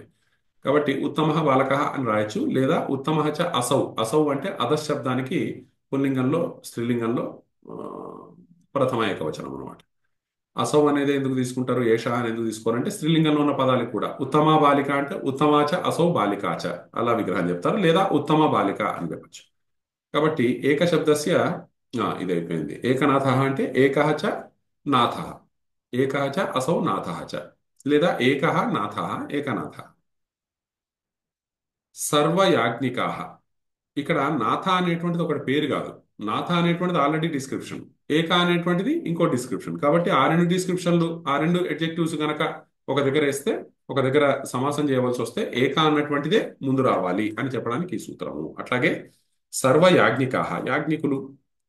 ఆ, యాజ్ఞిక అనేటువంటిది కూడా అడ్జెక్టివే. అందుకని సర్వాహ చ యాజ్ఞికాహ చ, సర్వాహ చ తే యాజ్ఞికాహ చ సర్వయాజ్ఞికాహ. జరన్ నైయాయికాహ. జరన్ ఆ, జరత్ ఆ, జరంతః నైయాయికాహ. ఆ, ఆ, ముసలివారైనటువంటి నైయాయికులు జరన్ నైయాయికాహ. పురాణ మీమాంసకాహ. పురాణాః మీమాంసకాः. పురాణ మీమాంసకాः. నవ పాఠకాः. నవ క్రొత్త, నవాः పాఠకాः నవ పాఠకాः. కేవల వైయాకరణాः. కేవలాः వైయాకరణాः కేవల వైయాకరణాः. పైన పదాలతోటి చెప్పేశారు. తర్వాత దిక్సంఖ్య సంజ్ఞాయాం. దిక్శబ్దాలు సంఖ్యా శబ్దాలు సంజ్ఞావాచకాలు అయితేనే మీకు సమాసం అవుతుంది అని చెప్పేసి చెప్తున్నారు అనమాట. దిక్శబ్దాలు సంఖ్యా శబ్దాలు ఇవి వేటి వాటితోటి కలవు అనమాట. అది ఒక పేరులాగుంటే కలుస్తాయి, లేకపోతే కలవు. సమానాధికరణేన ఇది ఆపాద పరిసమాప్తే అధికార. ఇది అందుకనే మనకి వ్యాకరణము అష్టాధ్యాయి ముందు పెట్టుకుని చదవాలన్నమాట. ఇప్పుడు మనకి సమాస విధాయక సూత్రాలన్నీ కూడా 2.1 2.2లో ఉన్నాయన్నాం. ఇది 2.1 రెండో అధ్యాయం మొదటి పాదం 50వ సూత్రం. దీన్ని మొదలుకొని ఆ పాదం చివరి వరకు కూడా కర్మధారయ సమాస విధాయక సూత్రాలే.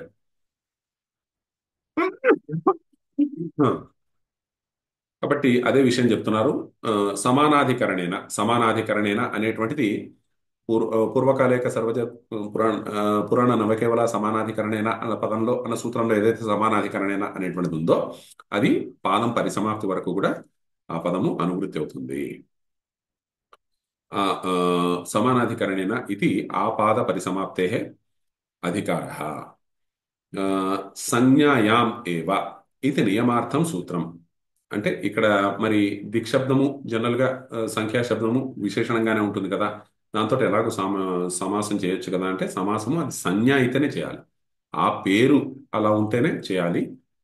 అక్కడ 4 చెట్లు ఉన్నాయి అంటే 4 చెట్లు అనేటువంటిది చేయకూడదు. అక్కడ ఐదు బాలకులు ఉన్నారు అంటే పంచ బాలకాహ అనేటువంటిది సమాసం చేయకూడదు అనమాట. పంచ బాలకాహ వేరువేరుగానే చెప్పాలి. సరే, విడిగా చెప్పినా కూడా ఒకటిగా చెప్పినా కూడా ఒకటే కదా అంటే విడిగా చెప్పినప్పుడు వేరే విభక్తుల్లో మారుతుంది. ఇప్పుడు 5 బాలకులకి పుస్తకాలు ఇవ్వు అంటే పంచబాలకేభ్య అనకూడదు, పంచభ్య బాలకేభ్య పుస్తకాన్ని దేహి అని చెప్పేసి వస్తుంది అనమాట. అట్లా సంజ్ఞాయామేవ ఇది నియమార్థం సూత్రం.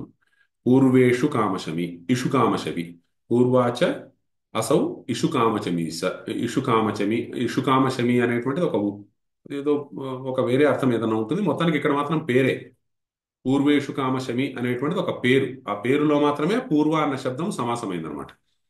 ఏమన్నా తూర్పు, ఇది కొన్ని ఊర్ల పేర్లలో ఈ దిక్కుల శబ్దాల పేర్లు ఉంటాయి అన్నమాట. అది ఆ ఊరి పేరే. అలా ఉంటాయి కొన్ని పేర్లు అలా. కాబట్టి ఇటువంటి దిక్శబ్దాలు కనుక ఉంటే అది పేరులో భాగం అంతే, దానికి ప్రత్యేకించి ఈస్టర్న్ ఘాట్స్ ఉన్నాయి కదా, అవి నిజంగానే ఈస్టర్న్ ఘాట్స్ కదా, అవి డిస్క్రిప్షన్ కదా. Eastern Ghats, western Ghats, east Bengal, west Bengal ఇవన్నీ కూడా నిజమే మీరు అన్నట్టు అది పేరు కింద కూడా తీసుకోవచ్చు, అట్లా కూడా తీసుకోవచ్చు. ఈస్ట్ బెంగాల్ అనేటువంటిది అంటే అది బెంగాల్ అనేటువంటి భాగంలో ఈస్ట్ కాబట్టి ఆ పేరు పెట్టారు, కానీ ఇప్పుడు పేరు అయిపోయింది, అట్లా తీసుకోవచ్చు. ఈస్ట్ లో ఉన్న బెంగాల్ అని కాదు, అది ఈస్ట్ బెంగాల్ అని చెప్పేసి అట్లా తీసుకోవచ్చు. అట్లా వెస్ట్ బెంగాల్ అంటే బంగ్లాదేశ్ ఇదంతా కలిపి బెంగాల్ కాబట్టి దాంట్లో ఇది వెస్ట్ లో ఉంది కాబట్టి దీన్ని వెస్ట్ బెంగాల్ అన్నారు, అట్లాగే తీసుకోవచ్చు. పూర్వేషు కామశమి, అలాగే సప్తర్షయ. సప్తర్షులు అనేటువంటిది ఒక పేరు అనమాట. అక్కడ 7 ఋషులు ఉన్నారు అన్నట్లుగా కాదు అది. సప్తర్షులు అది రకరకాలు మారుతూ ఉంటారు వాళ్ళు, యుగానికి మన్వంతరానికో మారుతూ ఉంటారు, మన్వంతరానికి మారుతూ ఉంటారు. కాబట్టి పేర్ల విషయంలో మాత్రమే సప్తర్షయ అదొక పేరు అంతే. నా ఇహ ఉత్తరాహ వృక్షాహ, ఉత్తరంలో ఉన్న వృక్షాలు అంటే ఉత్తర వృక్షాహ అనకూడదు. పంచబ్రాహ్మణ అంటే ఆ సమాసం చేయకూడదు. 5 బ్రాహ్మణులు అంతే, అది వేరు పదాలు. ఇప్పుడు 5 బ్రాహ్మణులను చూశాను అంటే పంచబ్రాహ్మణాన్ పశ్చాం. అక్కడ పంచ అనేటువంటిది ప్రథమాల ద్వితీయాల సమానమే ఉంటుంది, తృతీయ నుంచి వేరే వస్తుంది అనమాట. పంచభి బ్రాహ్మణై ఉపదిష్ట ఇట్లా. అందుకనే పంచ అన్నటువంటి సంఖ్యతో వచ్చినప్పుడు విడివిడిగా చెప్పాలి. తదితార్థ ఉత్తరపద సమాహారేచ. ఇది ద్విగు సమాసానికి ఉండే ఒక రూలు. సరే, చూద్దామా, రేపు చూద్దాంలేండి. నాకు కూడా ఏంటంటే మధ్యలో ఏమన్నా అందరం డిస్కస్ చేసే పరిస్థితి ఉంటే కొద్దిగా కంటిన్యూస్ గా చేయొచ్చు, కానీ డిస్కస్ చేసే పరిస్థితి దీంట్లో ఉండదు. ఆ సబ్జెక్టు కొద్దిగా మీరు ఫస్ట్ టైమే కనుక వింటూ ఉంటే, ఒక్కోసారి సెకండ్ టైం వింటుంటే కూడా అట్లా ఉంటుంది. ఏమండి, దాంతో కొద్దిగా గంటన్నర కంటిన్యూస్గా అనేసరికి ఆ, కొద్దిగా ఇదైపోతుంది. ఉం? ఓకే, మీకు ఎవరు డౌట్స్ ఉన్నాయండి దీంట్లో, ముందు దాంట్లో కానీ?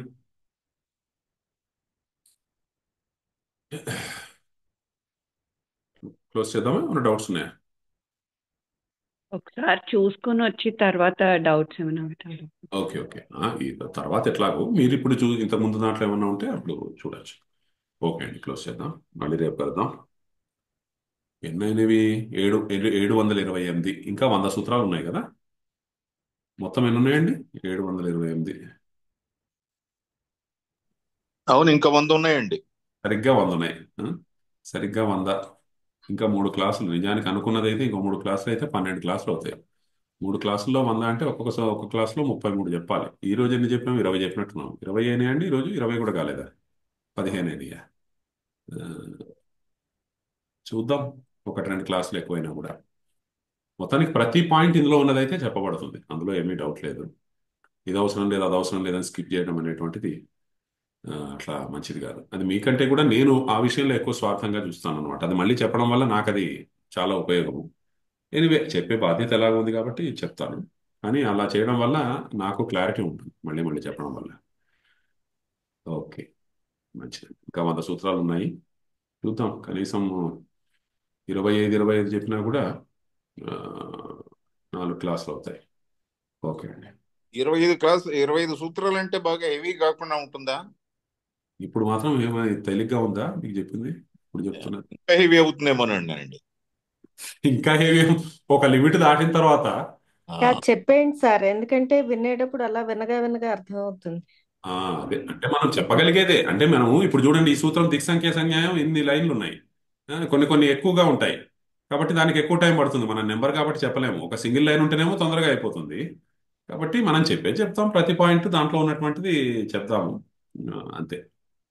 ఇంకా హెవీ అనేటువంటిది ఏం లేదు. ఇప్పుడు మనకి మీరు 20 కిలోలు మోయగలుగుతారా, 30 కిలోలు మోయగలుగుతారా అనేటువంటిది అక్కడ సమస్య ఉంటుంది.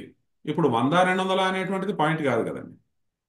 100 కిలోలు హెవీనే, 200 హెవీనే, ఇంకా తర్వాత ఎంతనా హెవీనే. సార్, కాబట్టి చెప్పండి. నెంబర్ తో వచ్చే వాటికి వేరే సమాసం ఏదో ఉంటుంది కదా, ఏ నెంబర్? ద్విగు నెంబర్ తో కరెక్ట్. ద్విగు సమాసం అంటారు. మరి ఇక్కడ నెంబర్స్ కూడా వచ్చినప్పుడు అది ఆ, అలా రాలే కదా. ఇప్పుడు సప్తర్షయ అనేటువంటిది ద్విగు సమాసమే. ఆహా. మనం గుర్తుపెట్టుకోవాల్సింది ఏమిటంటే ఇప్పుడు నెక్స్ట్ వస్తుంది అనమాట, సంఖ్యాపూర్వ ద్విగు అని. ఉహు. ద్విగు సమాసంలో ఖచ్చితంగా ముందు పదము నెంబర్ ఉంటుంది, కానీ ముందు పదము నెంబర్ ఉన్నటువంటి ప్రతిదీ ద్విగు సమాసం కాదు. అక్కడ బ్రా ఆ, పంచబ్రాహ్మణ భిక్షలో రెండో భాగం అన్నప్పుడు కూడా అది అది ఏకదేశ సమాసం, అది కాదు. అది అది ఏకదేశ ద్విగు సమాసం సమాసం కాదు అని కాదు కాదు కాదు అనిపిస్తుందేమో కాదు అని. అది సంఖ్య కాదు. అది అది పూరణ సంఖ్య. అది ఉహు. పూరణం కాబట్టి ఆ, అది ద్విగు కాదు, అది ఏకదేశ సమాసమే.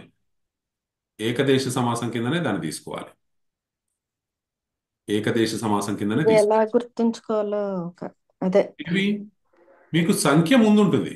ద్విగు సమాసంలో ఉమ్. సంఖ్య ముందుంటుంది. ఆహా. అలాగని సంఖ్య ముందున్నవన్నీ కూడా ద్విగు సమాసం కాదు.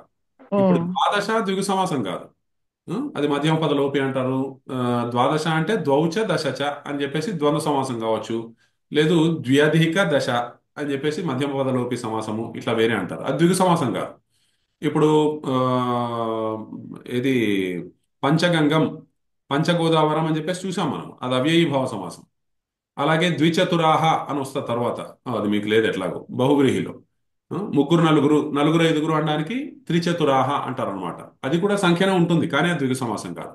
సంఖ్యాపూర్వము అయి ఉండి అది తత్పురుష కూడా కంటే కూడా అది కర్మధారయం కూడా. కర్మధారయం అయితే అంటే సంఖ్య మరియు ఆ పదము సమానాధికరణలో ఉంటే తత్పురుష అని చెప్పారు. సూత్రం ప్రకారం అయితే సంఖ్యాపూర్వ ద్విగు, సంఖ్య పూర్వంలో ఉండేటువంటి తత్పురుష సమాసం మాత్రమే ద్విగు అవుతుంది. అది మనం చూసాం ఆ సూత్రం. సంఖ్యాపూర్వ ద్విగు తత్పురుష ద్విగుశ్చ అని చెప్పేసి వస్తుంది. కాబట్టి తత్రాక్షేపే ఇక్కడే తర్వాత వస్తుంది. సంఖ్యాపూర్వ తదితార్థ ఉత్తరపద సమాకూర సంఖ్యాపూర్వ ద్విగు. సంఖ్యాపూర్వ తత్పురుష సమాసమే ద్విగు అవుతుంది.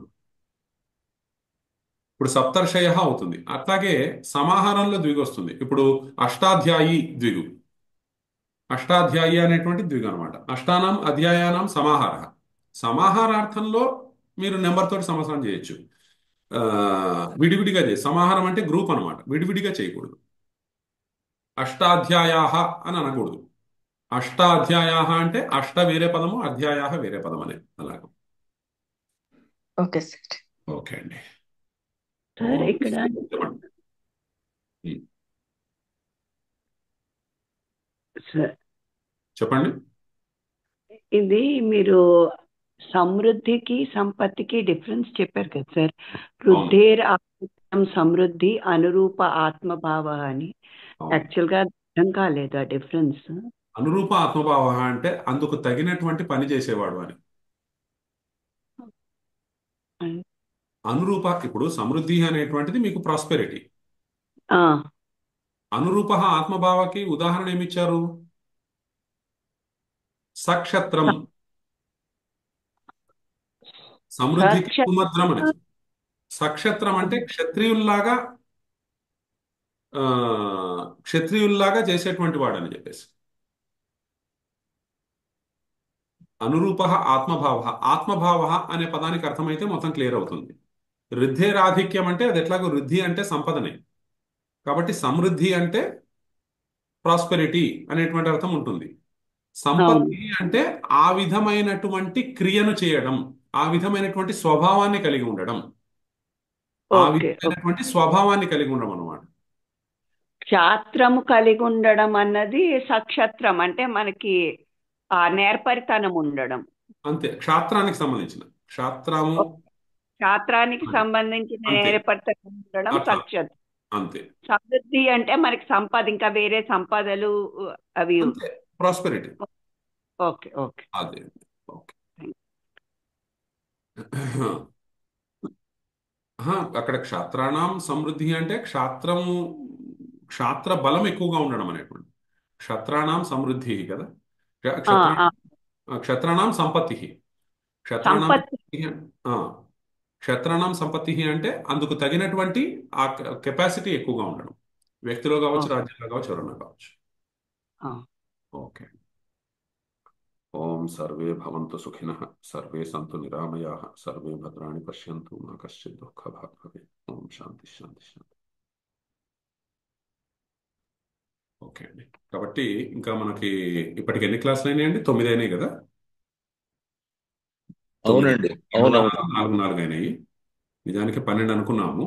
ఇంకొకటి 2 ఎక్కువ అయినా కూడా చూద్దాం ఇప్పుడు. ఎందుకంటే మనము 25 అనుకుంటే కూడా 4 క్లాసులు అవుతాయి.